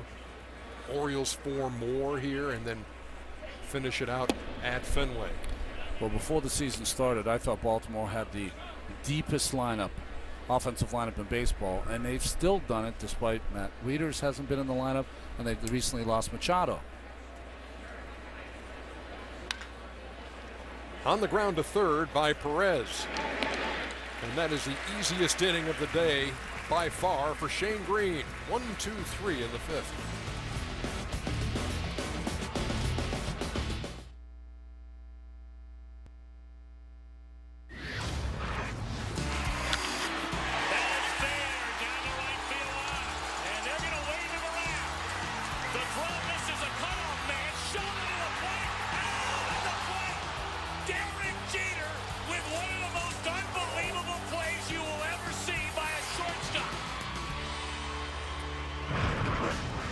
An iconic moment in Derek Jeter's career and in baseball's World Series history, or playoff history. And Kerwin Danley, who's the second base umpire today, made the call in that game against Oakland on the flip play, as it has come to be known, and certainly one of the most exciting plays of all time. Fly ball to Gordon, who corrals it near the line and left, one down. No, you never think about that. All players always think about their great moments. The pitchers think about their postseason start, or, you know, the big walk-off home run that a hitter gets. Never think about the umpires probably when they look back on their career. Kerwin Danley will never have another moment like that. Our director, Lonnie Dale, says the play is under review. Oh, and we it would be now, that's for sure. Of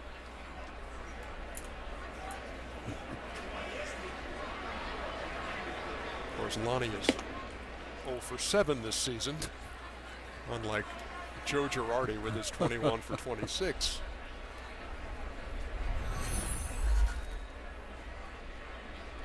Jacoby Ellsbury 0 for 2.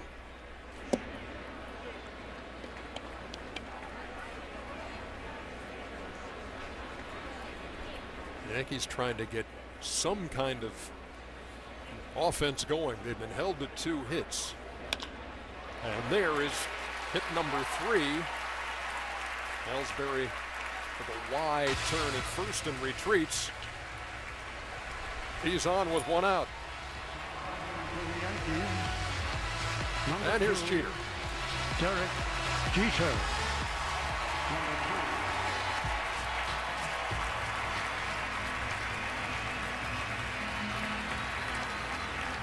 Voice of Bob Shepard, the longtime public address announcer here.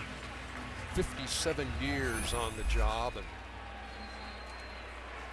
died at the age of 99 in July of 2010, but still introduces Derek Jeter when he steps to the plate. Infield single and a walk for Jeter. You know, it's like our colleague Cal Ripken. You cannot think of Baltimore Orioles without thinking about Cal. And with all the great stars that the Yankees have had, you'll never be able to think about the Yankees without thinking about number 2. Number 1 to some people.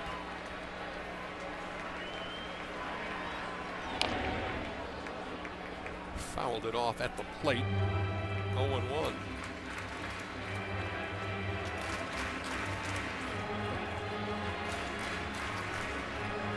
I think that Derek has been unbelievable through all of this, because, you know, he's so serious about the game and winning, and the game comes first. But I think he's given in to how people feel about him, how they wanted to honor him in every city, and I think he's enjoyed it as much as Mariano did last year. In the air to right field, but bending foul. Oh, the difference is Mariano would be honored before the game. He'd have 3 hours to kind of relax and get in that mode to play. With Derek today, it was about 15 minutes. Spending time with Cal Ripken and Dave Winfield and Michael Jordan and some former Yankee teammates, and then having to make a speech in front of nearly 50,000. And then saying, you know, I have a game to play and we're still in a pennant race. Whoa, that's interesting there by the young pitcher Ventura. He thought he had thrown strike 3. He did not get the call from the home plate umpire and lost his temper. And they're trying to calm him down right now. Watch the pitch first. Okay, it could have went either way. It's a pretty good pitch. Was not called a strike.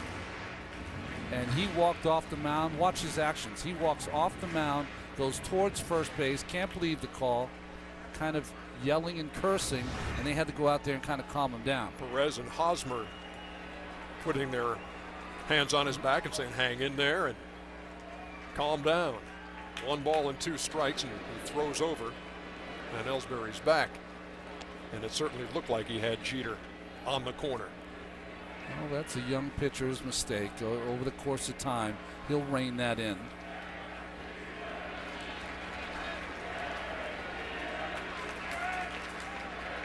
The 1-2.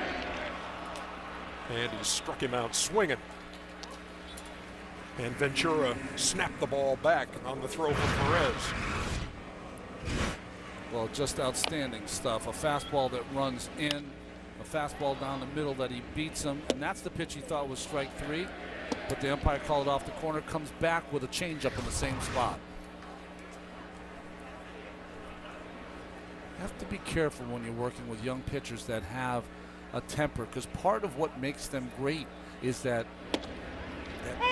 fire, that competitive spirit. So you don't want to strip it away. You just kind of want to refine it.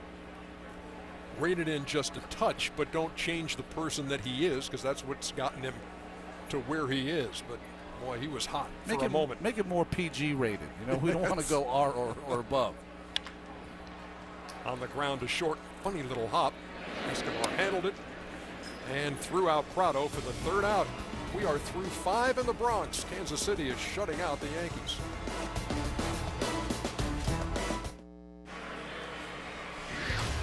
Hey, Ronnie, we got a game break. Nice. Orioles and Rays down there at the drop. David DeJesus, whoa. That ball got in between David Lowe and Alejandro Diasa. It might be an inside the park home run. I mean to tell you, he's leaving nothing out there, and it is an inside the park home run for DeJesus and a 3-0 lead for the Rays over the Orioles. You know what I always find so interesting about the inside the park home runs? It doesn't matter if the guy's a speed merchant who has great legs, outfielder. Anytime they make that full tour, they are gassed. There was some anguish on the face as he rounded 3rd. Adam Warren, a new Yankee pitcher, as we move to the top half of the 6th inning. He's been one of the more dependable relievers. He's a guy that can go multiple innings, and he's only given up an earned run his last 8 appearances. First pitch way upstairs to Eric Hosmer.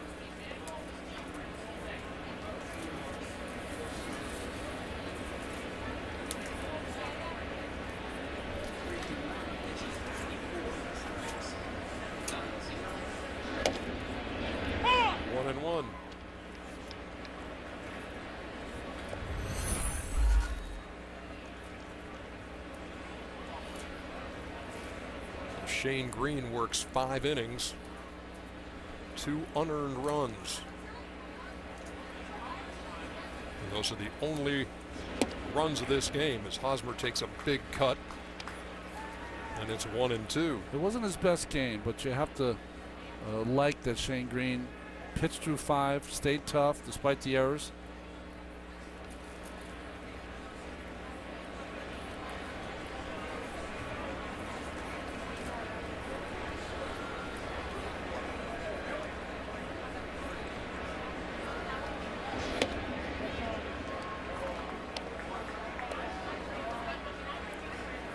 Hosmer grounded out his first time,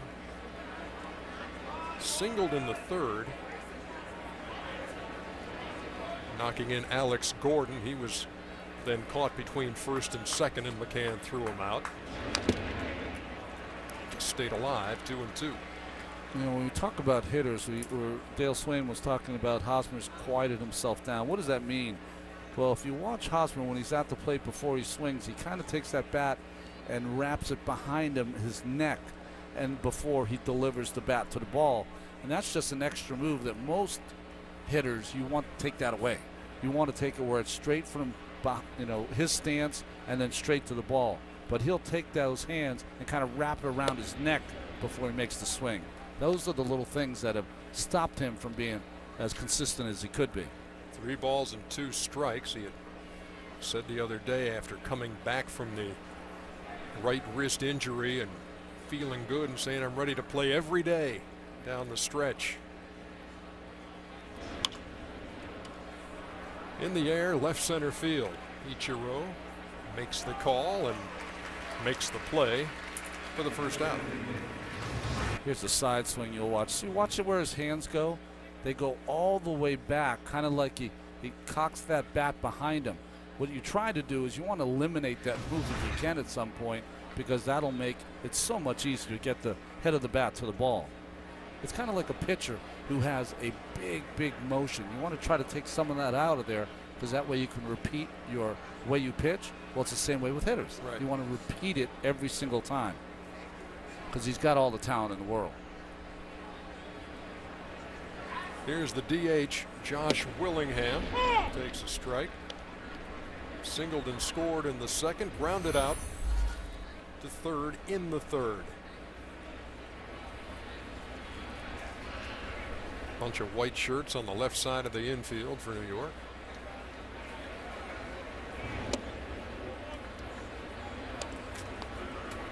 Don't see this shift used too often. One of the reasons it's not is your second baseman who moves over has got to have a good enough arm to be able to throw from the shortstop position. Prado has that. Prado has played infield and outfield now in his career.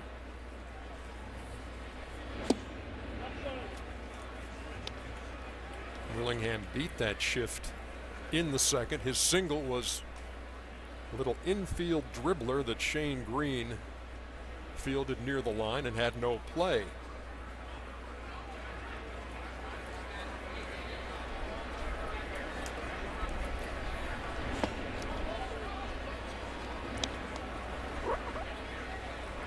Well, the Royals from here have 3 big uns against the Detroit Tigers.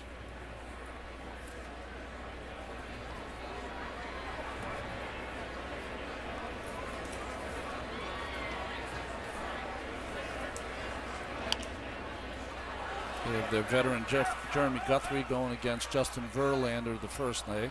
That's Monday. That's Jason Vargas against Matt Scherzer on the second day, and then big game James Shields against Rick Porcello. Monday, Tuesday, Wednesday in Detroit. And then it's home for 10. Boston, the White Sox, and the Tigers again.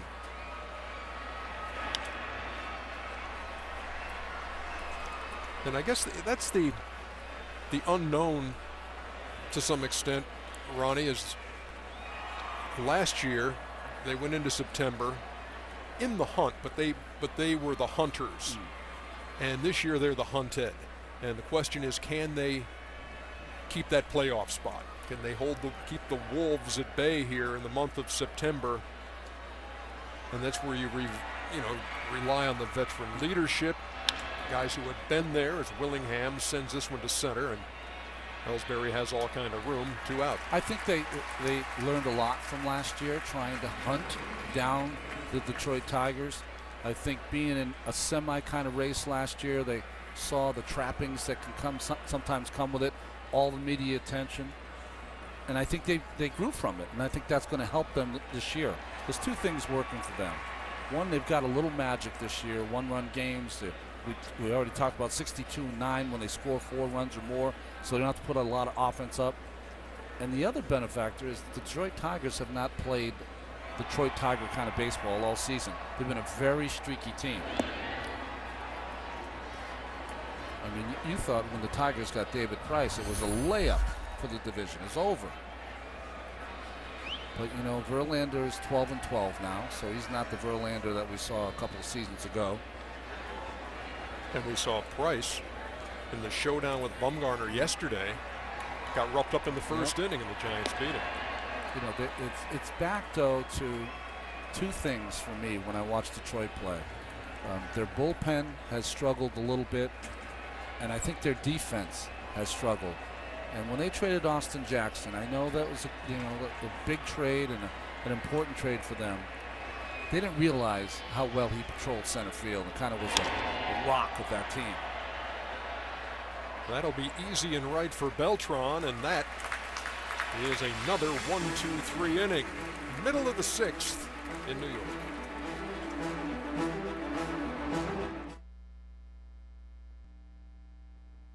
Sunday MLB on TBS is brought to you by Pepsi. Made with real sugar in 3 flavors. Pepsi, wild cherry and vanilla. Pepsi, live for now. And by Mazda. Conviction, creativity, courage. This is the Mazda way. Derek Jeter Day here in New York. Jeter and his New York teammates still looking to break through against Yordano Ventura, the rookie Kansas City right-hander who works with a 2-0 lead here in the bottom half of the 6th. And Carlos Beltran takes a strike on the inside corner, 1-1.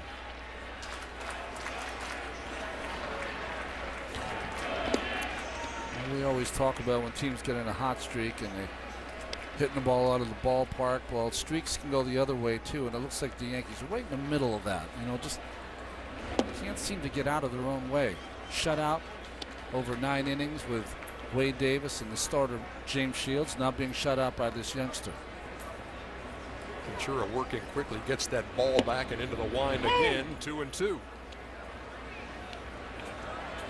He's an impressive kid. This is start number 26. He's had 18 quality starts, including 7 in a row. And those quality starts being working at least 6 innings and allowing 3 earned runs or less. Great stories all over baseball. Shoemaker in Los Angeles for those Angels has been unbelievable, 14 wins. Tanaka here with the Yankees before he hurt his arm, 12 wins. And then next on the list is Ventura. Next play in the front row on the foul ball. 3 balls and 2 strikes.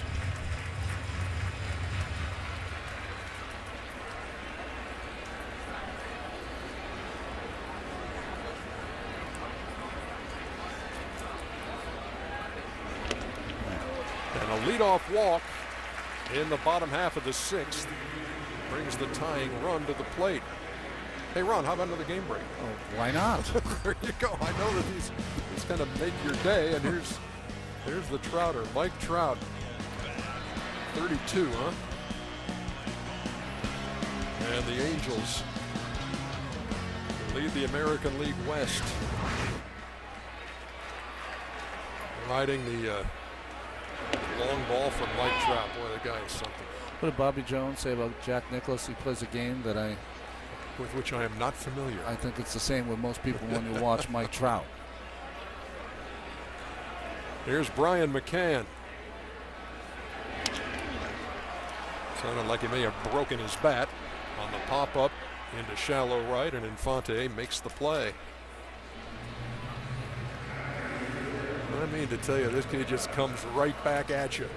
Lead off walk in the 6th and then just bears down and saws off McCann. And here's Teixeira.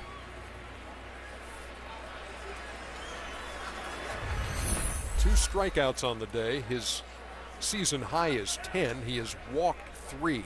And there's a strike to Teixeira. Well, I think the big change for the Yankees this year, Teixeira's not been able to stay in the lineup. And when they signed McCann and Beltran, they thought that would turn into instant runs, especially via the home run. But the Yankees have been out homered at home, which would have never happened 3, 4, 5 seasons ago. And the percentage of their runs they would score by the home run was about 50% 2 years ago. It's down to 33% now. So their ballpark, they try to put together a team that's going to just continue to pull the ball and hit it out of the ballpark. They haven't found that this year.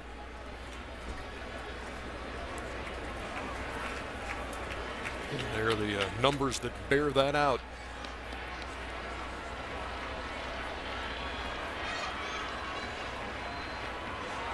Still a swing of the bat away from tying this game. It's 2-0 as Teixeira fouls it straight back. And that was the swing right there. Just missed.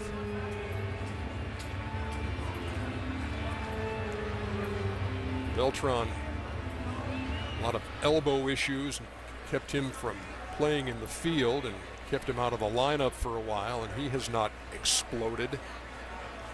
Been a struggle for Teixeira, and until lately it had been a struggle most of the year for McCann, who picked it up in recent months. McCann, it wasn't injuries though. Teixeira, if it was that game operation, every time you would hear a buzzer, because it was a different body part, it seemed, every week. Grounded to second, could be two. There's one, there's two, an inning-ending double play, and we are through 6. Ace Ventura leading 2-0.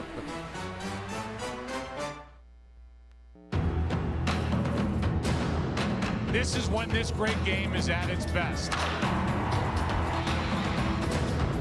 Maybe one of the best plays you'll ever see. For 3 for Pablo Sandoval. What a finish! Unbelievable! We will see you tomorrow night.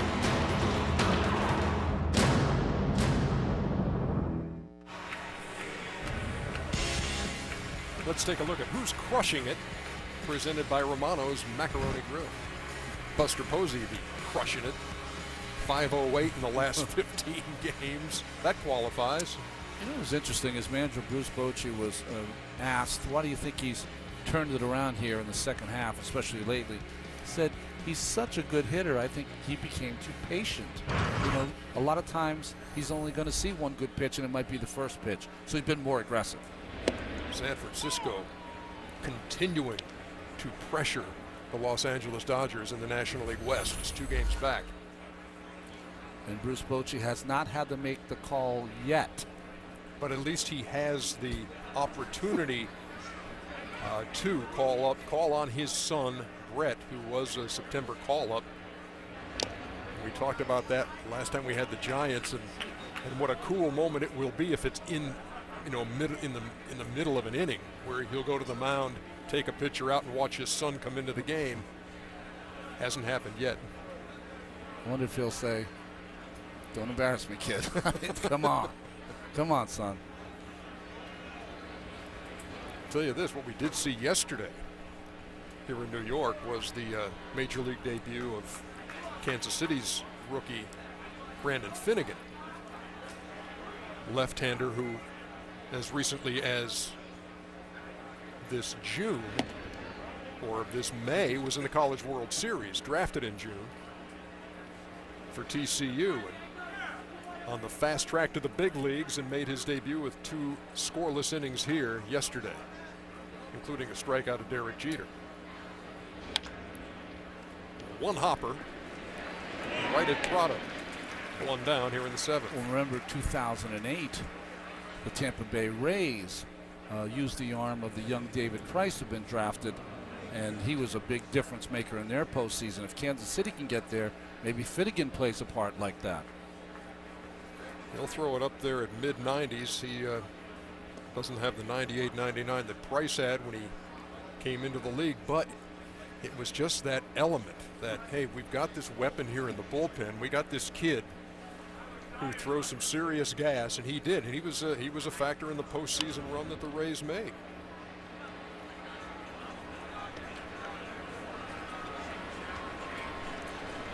Kansas City wins by trying to scratch out a few runs. They catch everything, although their defense has been a little shaky lately. But you can see in the outfield, especially with Dyson, he covers so much ground. So does Gordon. And then they have a guy come in the 7th who throws 95 to 100. A guy in the 8th who throws 95 to 97 with a great slider, Davis. And then Greg Holland, when he's healthy, comes in and throws between 95 and 98. Warren made quick work of Dyson for the 2nd out here in the 7th. Non-stop action, heart-pounding excitement, historic performances. Don't miss the 2014 postseason beginning September 30th. Here on TBS, we've got the American League wild card game, the Division Series and the American League Championship Series. I was just trying to build the drama just by kind of the halting reading of that promo card. I have to do it one more time, and I'm going to do it backwards. There you go. Very nice. Just trying to change things up a little. It'll come out, Paul is dead, like the Beatles. The Beatles, exactly. Nori Aoki at the plate for the 4th time today. Walked in the 1st, infield hit in the 2nd, rounded to short in the 4th.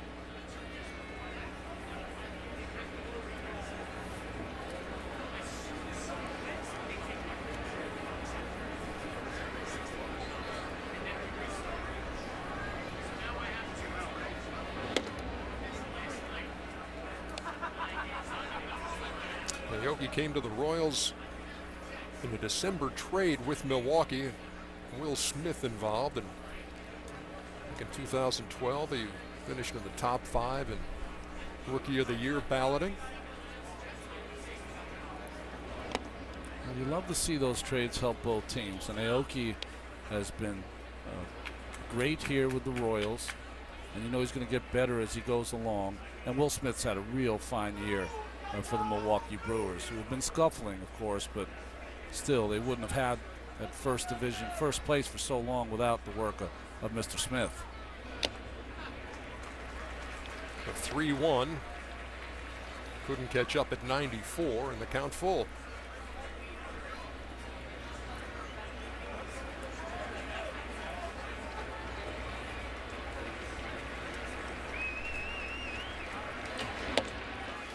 And he was overmatched, strike 3. Royals haven't had a hit since the 4th inning, but they lead it 2-0. Day of respect for the Yankee captain, and they need to rally.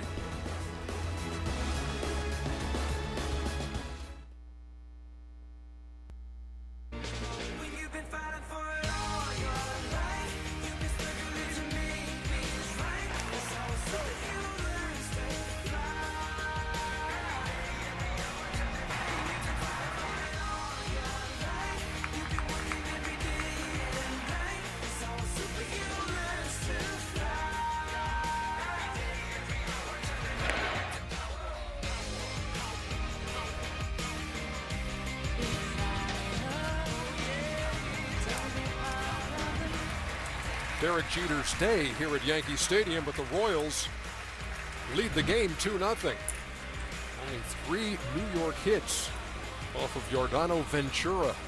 2-5-1 for Kansas City. 0-3-2 for the Yanks, who have shot themselves in the foot a couple of times, and it's cost them.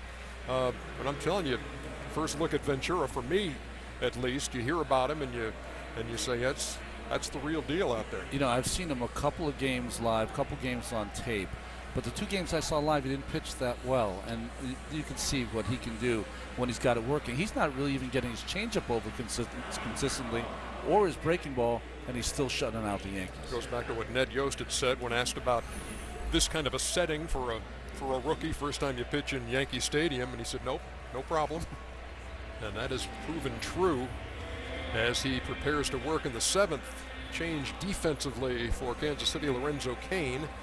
You see him a lot in center field, and he's in right, replacing Aoki. They got some outfielders who can go get him. So you got Gordon, Dyson, and Cain around the outfield now as we move to the bottom half of the 7th inning, and Stephen Drew leads it off against Ventura. You know, you try to look at a team and say, you know, how can they have Beltran and McCann and et cetera struggling? But then you see batting 7th for them is a guy who's hitting 160, has had an awful, miserable offensive year, and he's your DH. And he's 0 for 2 today, and quickly behind 0-2 as Chris Siegel belts out the call.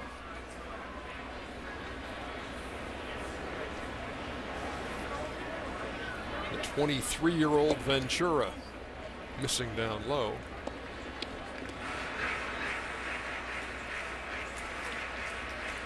Hard to believe 95 to 100 comes out of that small body, but it does. A lot of torque.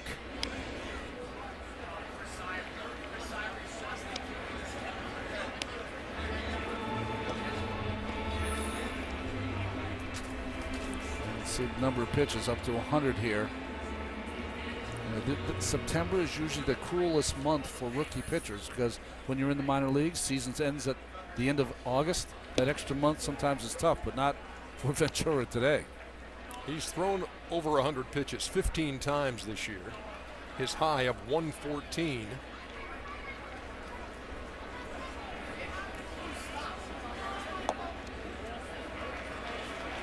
And after jumping out in front 0-2, the count full. Aaron Crow, well, that's some good pop. Like that microphone. Oh, I thought we could hear it just from here. That's how hard he threw. That was on the gun at 115 miles an hour. Ventura snaps that ball back, too. He's disgusted with himself as he walks Stephen Drew after jumping out. No balls and 2 strikes.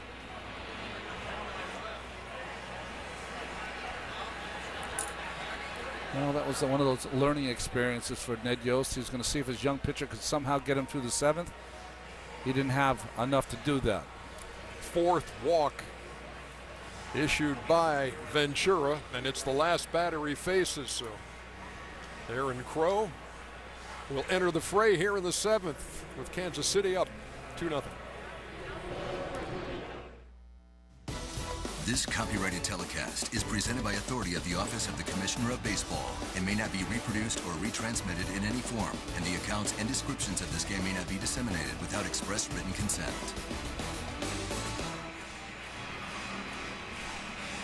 His Airness, part of the festivities earlier this afternoon here at Yankee Stadium on Derek Jeter Day. I love when they introduced him, they had to give all his accolades. I mean, no need. Everyone knows. I mean, scored 55 at Madison Square Garden. No need to say any of that. They all know this here in New York. He's been making the rounds. He was at the U.S. Open tennis on Saturday. Well, Aaron Crow is the #1 pick of the Washington Nationals. Didn't sign. Drafted by the Royals the next season. He's a guy that's had a strange year. His first 13 innings, no runs allowed, and then 22 in his last 39 and 3rd innings. So they're trying to get him right. Coming off a brilliant season last year.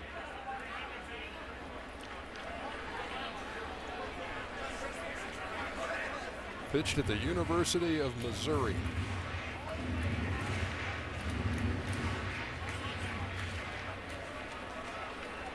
And he's working on Chase Headley, the switch-hitting 3rd baseman. And it's going to be nice for the pitchers here with the shadows. There's his line for Ventura. 4 walks, 2 strikeouts. Once he learns how to pitch, those strikeouts will go up considerably.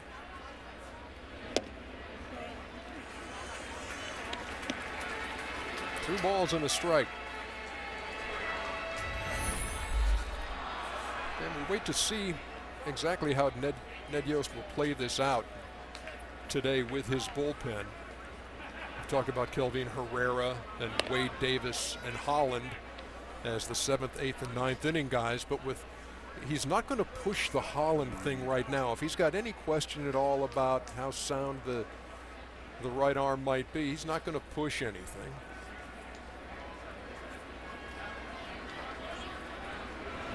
You had mentioned earlier that Holland is going through a little phase where his arm doesn't feel 100%. Ned Yost said until he's 100%, he's not going to pitch. Dave and I went on the phone.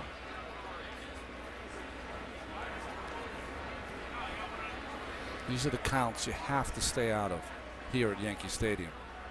3-1 on the ground to second. There's one. Double play. Aaron Crow falls behind 3-1 and then induces a double play ball. Well, I don't think there's anyone in baseball that gets rid of the ball from shortstop on a double play as well as Escobar. It's almost like as soon as he was catching it, that ball was on his way to first. Artistry from that young shortstop. Here's Ichiro.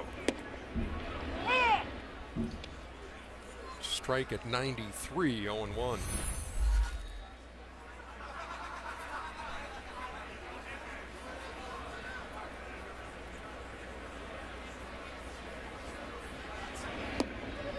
Made him look bad.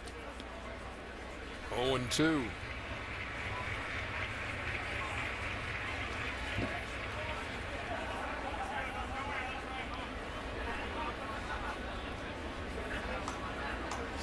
It was his 4th walk of the day for Ventura that ended his afternoon.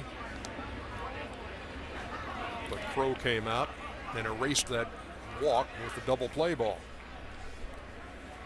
Ventura in line for win number 12. You see these shadows. It doesn't matter if you're a 30 home run hitter or Ichiro has over 4,000 hits in Japan and here in the States. It just makes it so difficult to pick up any kind of spin on the baseball.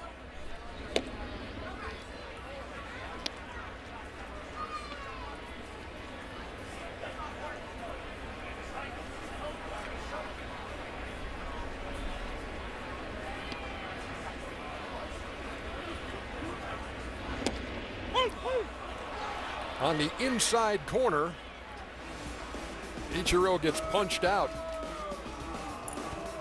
We have played 7 in the Bronx, and Kansas City leads it 2-0.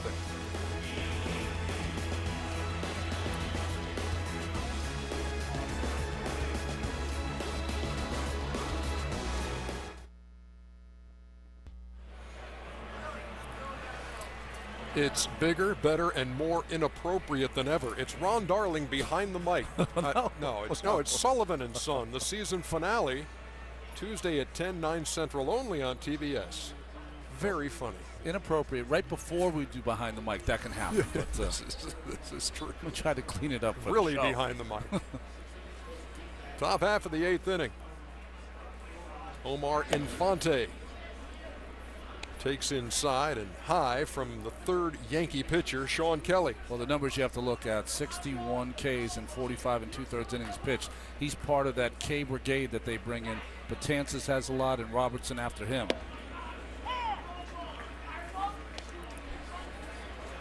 Breaking pitch, 1-1.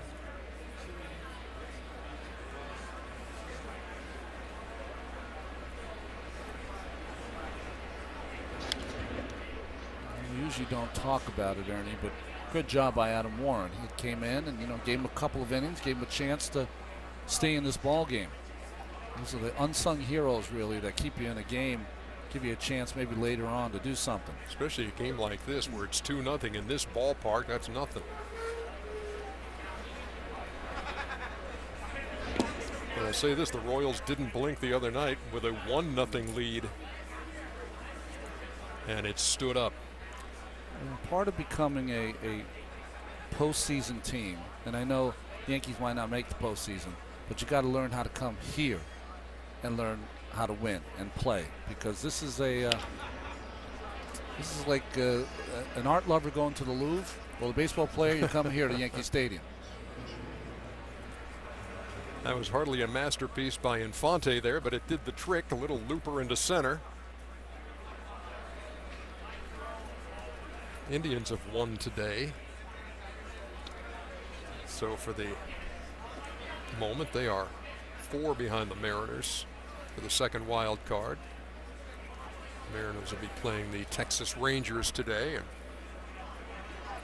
What a job Terry Francona has done the last 2 years over there in Cleveland, huh? They have one of the best pitchers in baseball that no one hears about, Corey Kluber. They had their young star throw a shutout the other day, Danny Salazar, the guy who can throw 95 to 100.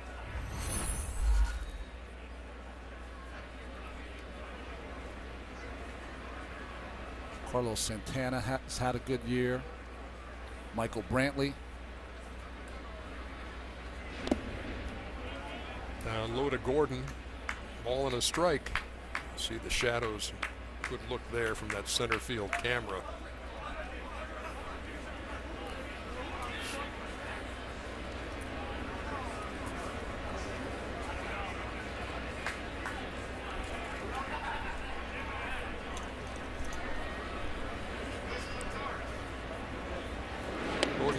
walked today. He's reached on an error by Beltran. Dropped a fly ball in right. And Gordon has scored one of the 2 Kansas City runs.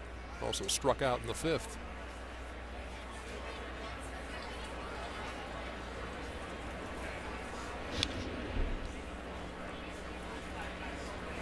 We were talking about Hosmer before, getting that bat straight to the baseball. Well, Gordon does it. I mean, that's why he's having the year that he's having. See a 2-for-4 against Sean Kelly. Very quick inside, lots of power.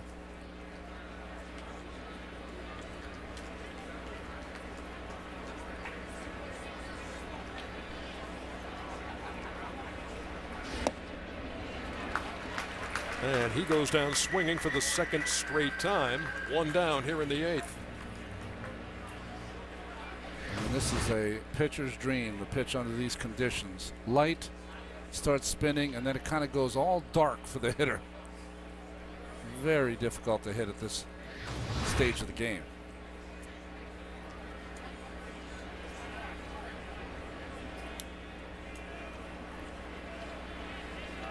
Salvador Perez, Royals cleanup hitter, is 0 for 3.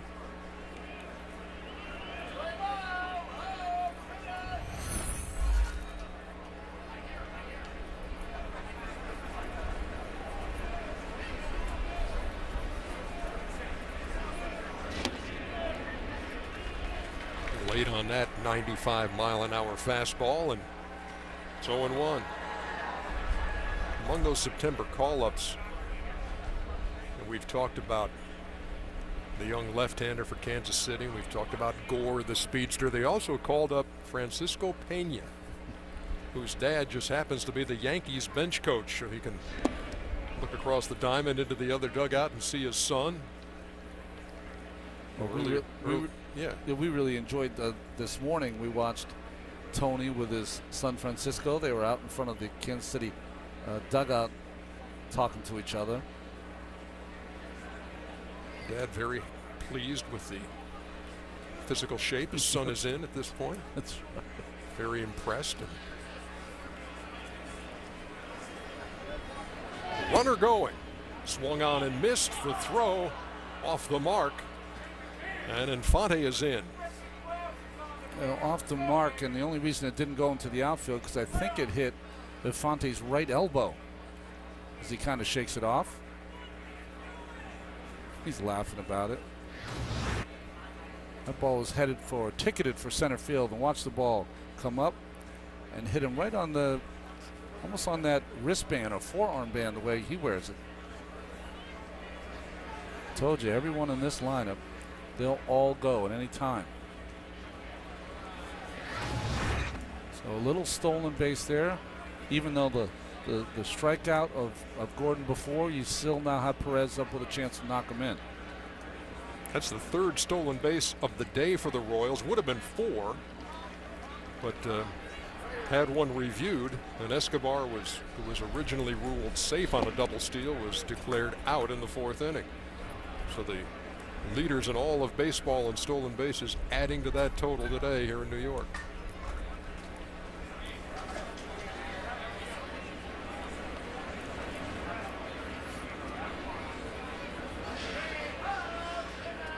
Perez, a big guy, 6'3", 240. Just did get a piece, 2-2. I'm trying to think of all the great catchers that have been big men. Carlton Fisk comes to mind. Sandy Alomar. You like throwing to that bigger target? I don't. I like the little guys really? That have the little low target. I always appreciated those guys more for whatever reason. I think Charles Johnson was another tall catcher. Foul tipped. McCann could not hold on. Stays 2-2. Boy, these catchers take a beating. You know, this is what I hope over time the technology gets better, that maybe they can design some sort of mask that these catchers will use that'll deflect some of that brutality they face over the course of their careers. Nobody feels worse than Salvador Perez about ringing up his his fellow catcher on the other side. He's been there. That's strike 3 called. 2 down here in the 8th. It happens to all hitters. This is just Perez getting caught guessing. Probably guessing for a slider from Kelly, who that is his favorite pitch, and just surprised by the fastball right there. Well, following up on our discussion then, who was the biggest catcher you threw to in your career? Well, Gary Carter. Yeah, I so, mean, so you're trying to tell me you didn't like throwing to Gary Carter? You know why I like throwing to Gary Carter? Is because he hit a couple home runs every once in a while. He was the legend, Gary Carter. And Eric Hosmer will draw the intentional pass here from Kelly in the 8th. You know, we've heard a lot of talk from folks trying to quicken the game to make this intentional walk just push the runner to first. But you can see that a lot of pitchers in baseball have a hard time just executing these 4 simple throws. They can throw 95, but they have a hard time throwing 45 and playing catch. It's remarkable to me. Much less field the comebacker right at him with all day to make the throw to first. You see that too. Well, Shane Green today on a difficult play, but well, here's Josh Willingham, and Kansas City looking for some 8th inning insurance here. Just a 2-0 game.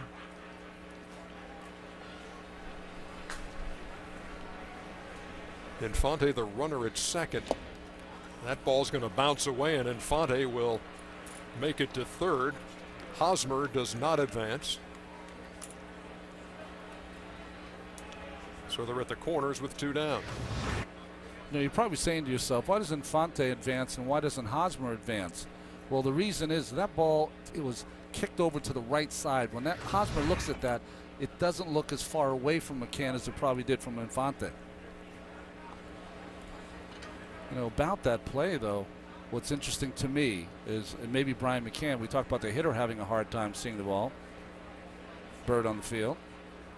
Maybe the catcher's having a hard time because he never did go down to block that ball. He tried to pick it. I'm going to call time. I think the Bird's not in the right shift. Got 3 Yankees on the left side. And a pigeon. Is that a pigeon? Between first and second. Yeah, it's didn't know there's going to be a quiz on wildlife here. Here we go. It's the city bird here. Yeah. Another pigeon. I mean, just like we saw a game in Detroit earlier this year too, where they wouldn't get out from. They were between the mound and the plate and wouldn't move.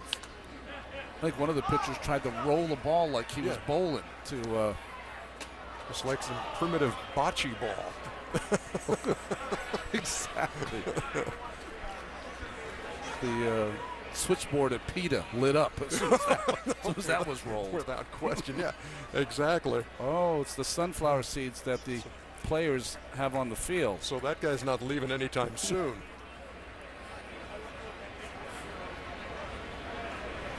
Two balls and a strike with 2 out.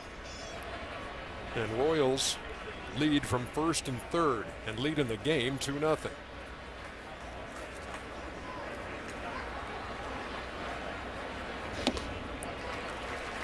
They used to say Powder River 95 and threw it past him.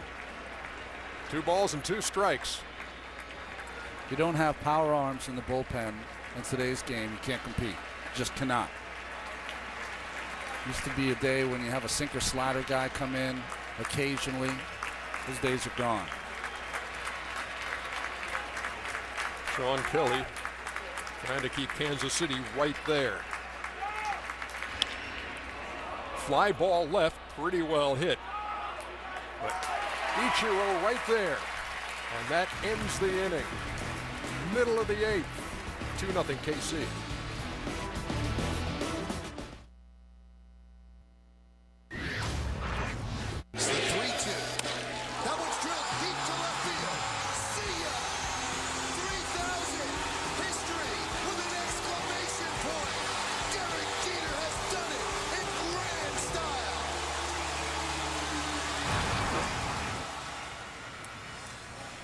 Jeter will bat second here in the 8th.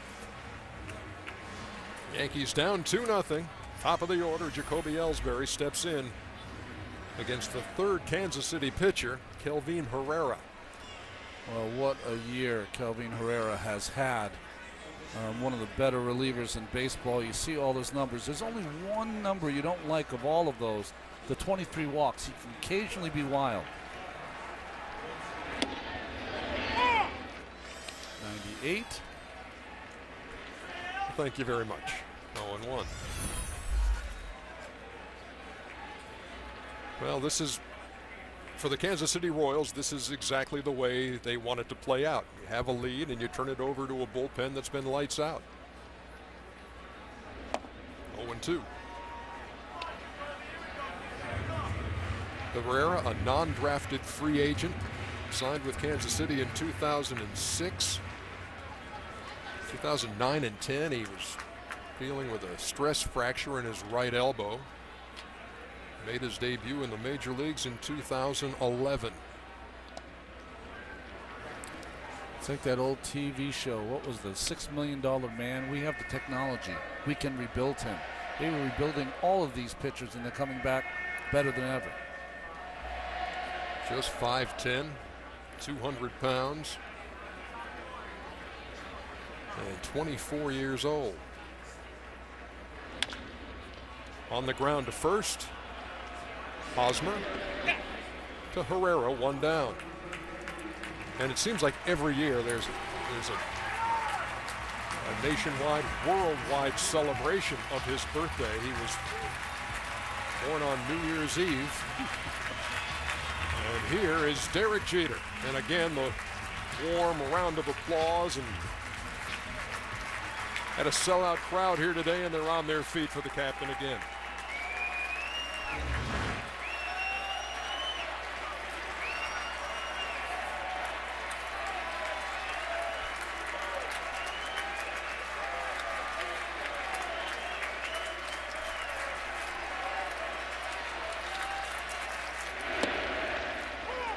Can't even imagine what it's going to be like if the Yankees don't make a great run and get in the postseason, what it's going to be like here on September 25th when it is his last home game and last at bat at some point.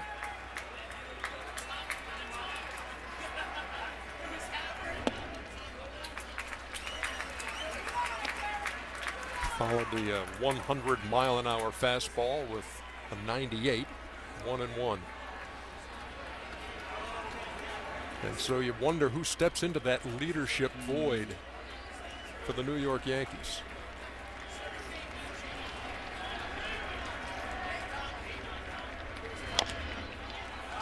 To third. Moustakas to Hosmer for the second out.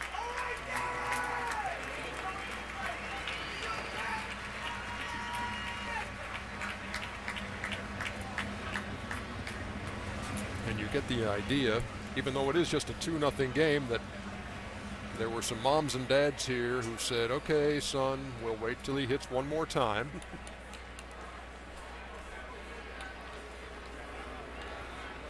And then we'll try to beat the traffic, which is impossible here anyway. So sit down.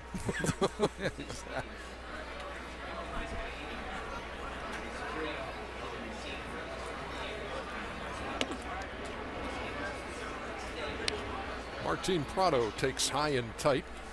All in, no strikes. Chipper Jones saying that Martin Prado was one of his favorite teammates, if not favorite teammate. And he's had some of the best. A little number. Watch the spin on that, and look at the play by Infante. Prado's former teammate in Atlanta throws him out. 1-2-3-8.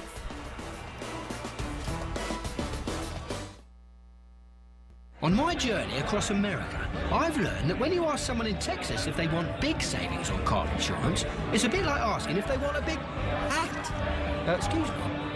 Or a big steak. Or big hair.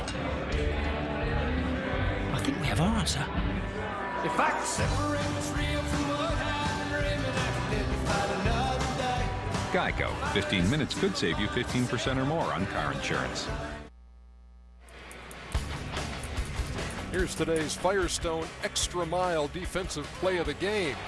Originally, they said that Escobar was safe and it was a stolen base, but upon further review, and Joe Girardi's pretty darn good at those, 21 out of 26. He was declared out on the potential steal of third. Top half of the ninth inning now. And if you were to have a superhero who appeared out of the bullpen to make everything safe for the world, you would call him Outman. Josh Outman, fourth Yankee pitcher. Well, Josh started the season in Cleveland, made 31 appearances before being sent down to Columbus. He was just recently traded for us. This is the third appearance as a Yankee.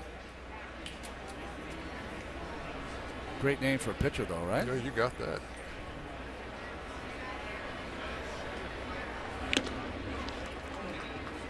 One and one to Moustakas.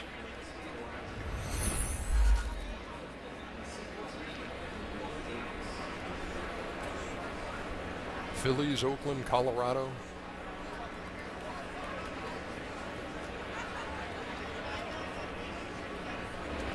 With the Indians and now with the New York Yankees. That's something you never see before. It takes you back to maybe a 1970s game in the Bronx. And that's those high stirrups. And they're real stirrups, not the painted on ones. Yeah. It's nice. And the sanitaries. People don't even know those. I know that terminology. Sanitary hose. Sanitary socks were good for two things. One, wearing on the field, like Mr. Outman has them. And then also when you're catching getaway day on the bus to go to another city, you could put a couple of beers in there. Slip it right to the bottom, tie it off. Is that what you heard? That's what I heard. Moustakas goes down swinging to lead off the ninth. Talking about the drought in the postseason for Kansas City. We take you back to 1985. And you had Danny Jackson, you had Brett Saberhagen, you had Dan Quisenberry, you had George Brett, you had Frank White, you had Dick Hauser. You had a world championship in 1985. Well, that's so much for Outman. He only gets one out, man. I got my out, man. No we'll plural. Be back.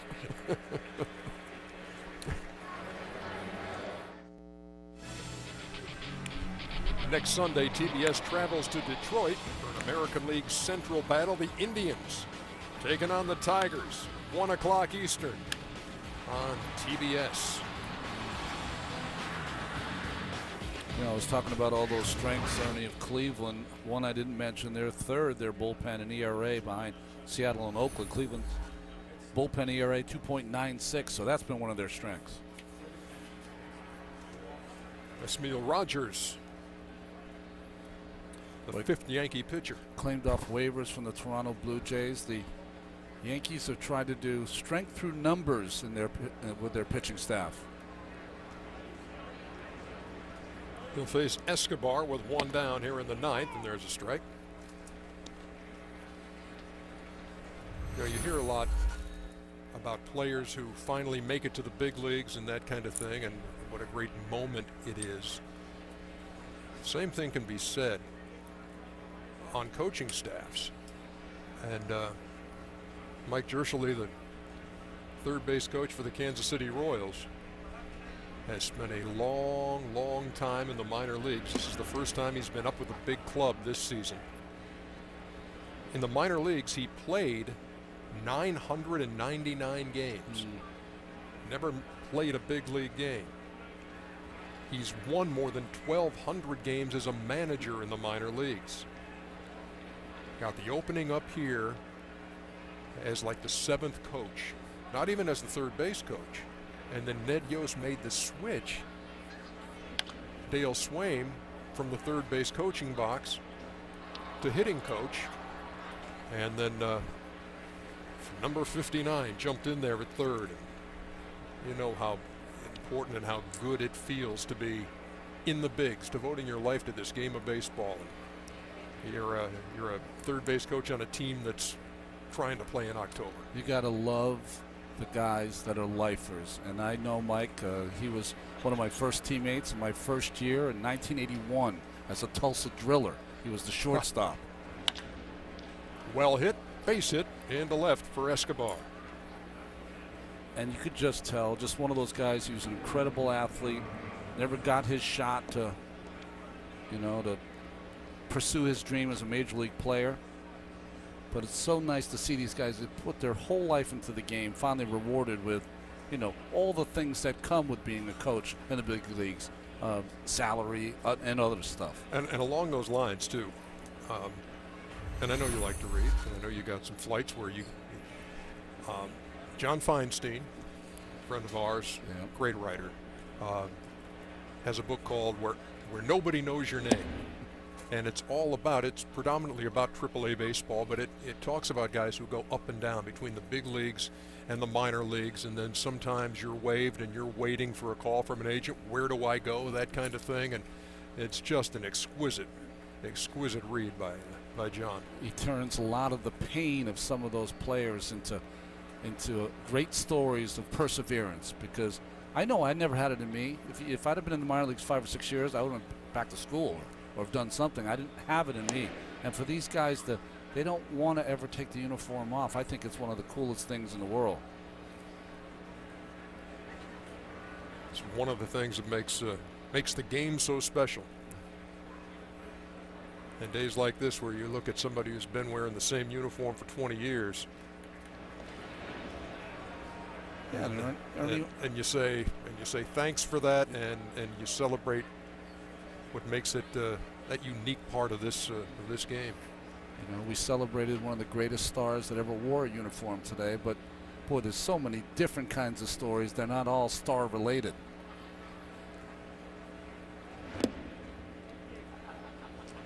Two balls and no strikes to Gerard Dyson. I mean, think about it this way: because he was in AAA and in the minors managing, Mike Jerschley might have as much influence on the team that is now in Kansas City as anyone in that locker room, because he's probably coached them all. He's seen them all come up, and he's done it as a manager at the AAA level from right there, too, in the third base coach's box.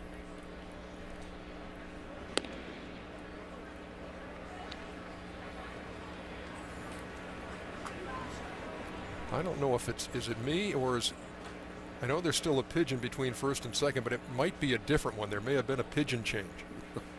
It has a better lead than Escobar, I know that. There's a strike, 2-1. That was such a bad line, it flew away.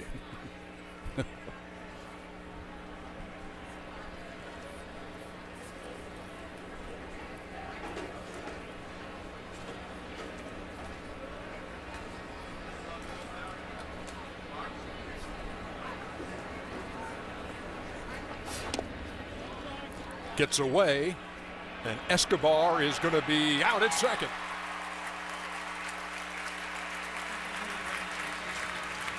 McCann jumped out there and gunned it to Jeter, who laid down the tag. Well, good hustle on this hot day here by McCann. First doesn't frame the ball, his mistake, but makes up for it with the hustle and the proper throw.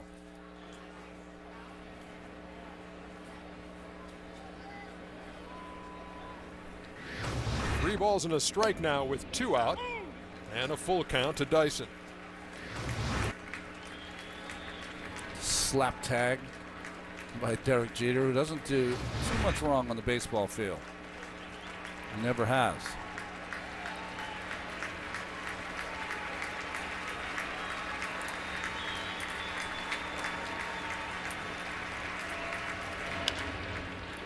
On the ground to second.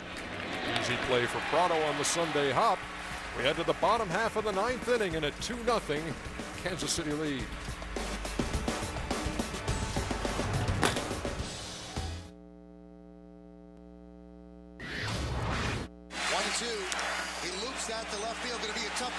on the run, makes the play, and flies into the stands. Oh, what a play by Derek Jeter.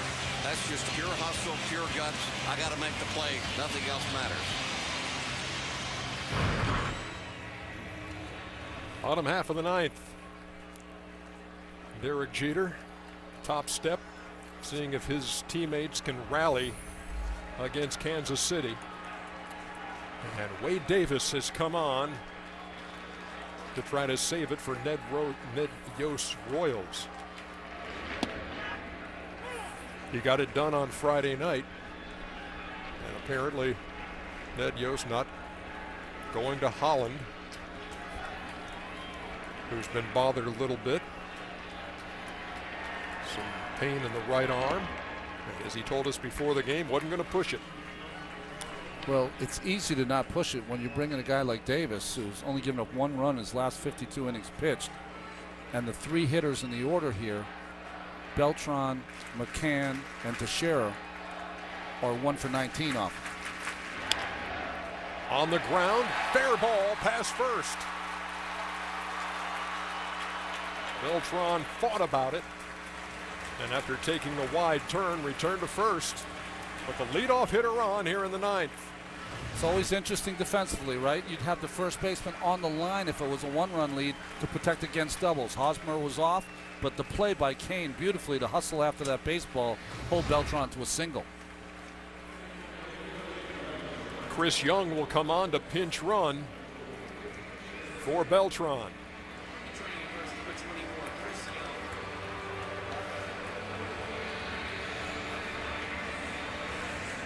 That's the first hit the Kansas City bullpen has allowed in this game. In the 7th, Aaron Crow came on after Ventura had walked the leadoff hitter and induced a double play ball out of Headley and then got Ichiro looking. Herrera got him 1, 2, 3 in the 8th, but here's a leadoff single in the 9th. And here's McCann. Shadows have become a little better for the hitter here. The sun is behind the pitcher. So the pitcher and the hitter both in the dark. Long ball ties it, but Davis hasn't given up a home run since August of 2013. A bullet foul.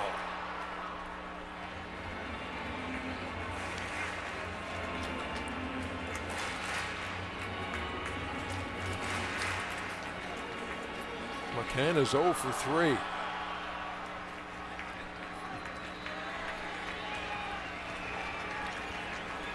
He's seen too many things happen here in the Bronx.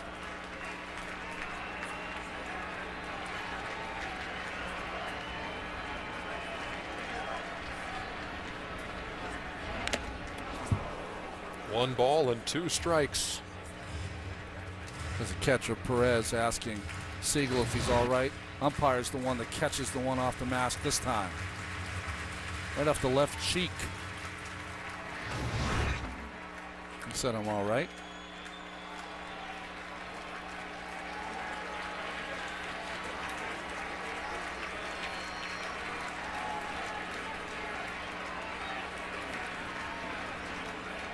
Davis with a 1-2 to Brian McCann.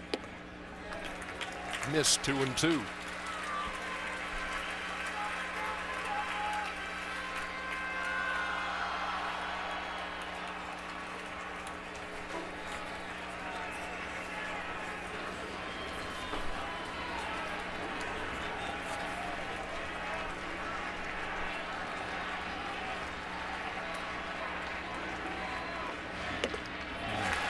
The count full.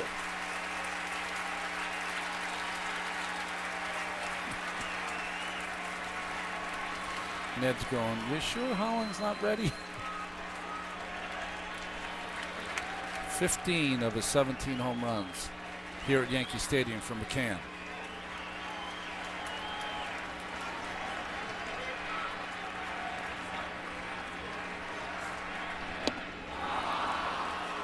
Got him 1 down. Well, good pitch there by Davis. 2-2 threw him the fastball and missed. And 3-2 came back with the little slider underneath the bat of McCann. It's a difference between The amateur leagues and these professional leagues, these pitchers can throw any pitch at any time. Only the 4th strikeout by Kansas City pitching.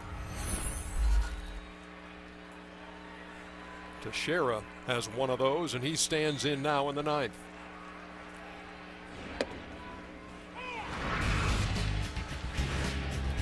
On Thursday, as the Yankees rallied in the 9th inning against the Red Sox, that tied it, and then Headley won it with a walk-off.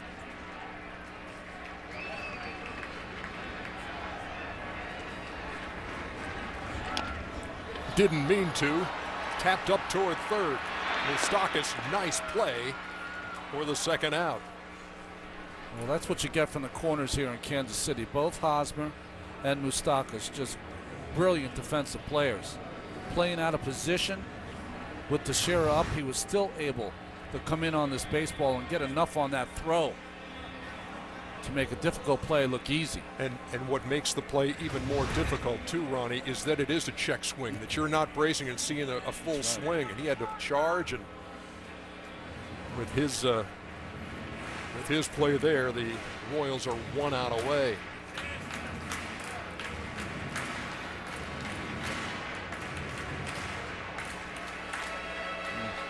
Stephen Drew at the plate, representing the tying run.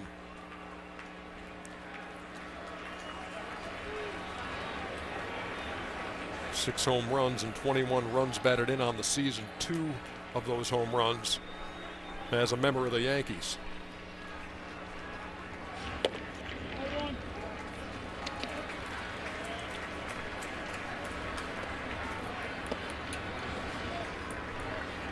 Davis and Shields came over together from Tampa Bay to Kansas City, combined on that 1-0 shutout on Friday. And Davis trying to close the door on another shutout here on Sunday. And it's a ball and a strike. This one caught Siegel right in the midsection. He's shaking it off, though. One tough young umpire. I mean, this is like a left cut to the chin. That one staggered him a little more than the first one.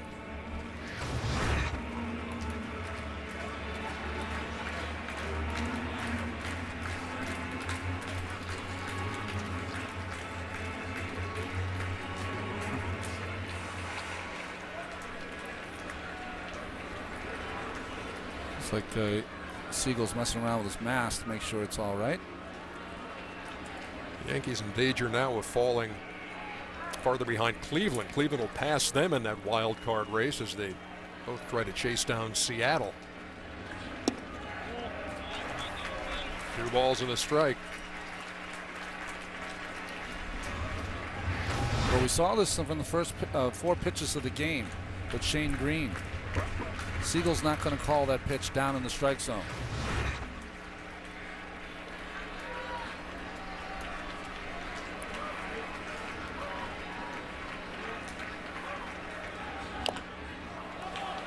That's a foul ball.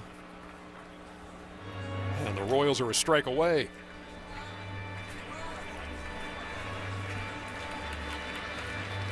See Salvi Perez got a little bit of Yadier Molina in him. You know, going out to the mound, making sure he and his pitcher are on the same page. Gloves in front of their face, so we don't know what's going on. And now they got it right.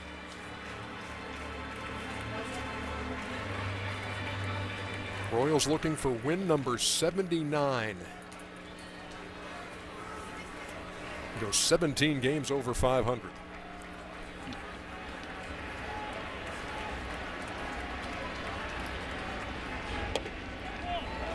Wow. Well, you said a couple of pitches ago he's not going to give you that pitch there, and he didn't get it again. It's 3-2.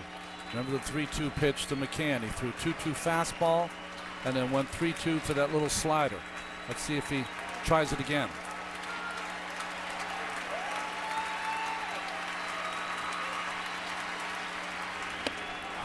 He got him, and the Kansas City Royals have shut out the New York Yankees for the second time in 3 days. They're in the Bronx, and they've won the season series against the Yanks for the first time since 1999. And right now, their lead in the Central is 2.5 games, with the Tigers playing tonight at home against San Francisco. Kansas City trying to end that long drought. It's been 85 since they made the playoffs. It's September. They lead the division, and they have 3 with the Tigers coming up Monday, Tuesday, and Wednesday. They leave the field here at Yankee Stadium, having taken 2 out of 3. Back to wrap things up right after this.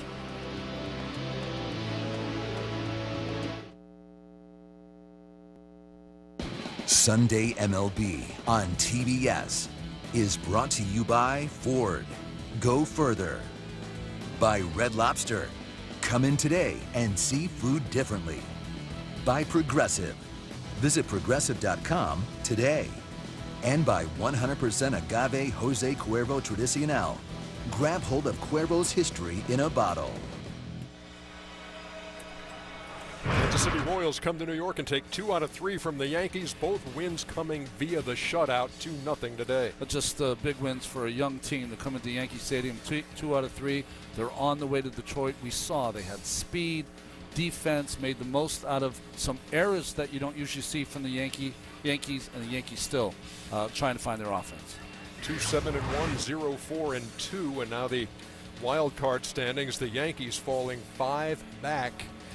Seattle playing Texas right now, and they are still playing. Last time I checked, the Rangers had a 1-0 lead, I believe, and the Tigers playing the San Francisco Giants tonight. But the Yankees with very little margin for error, and they fall twice to the Royals here in the Bronx in this 3-game set.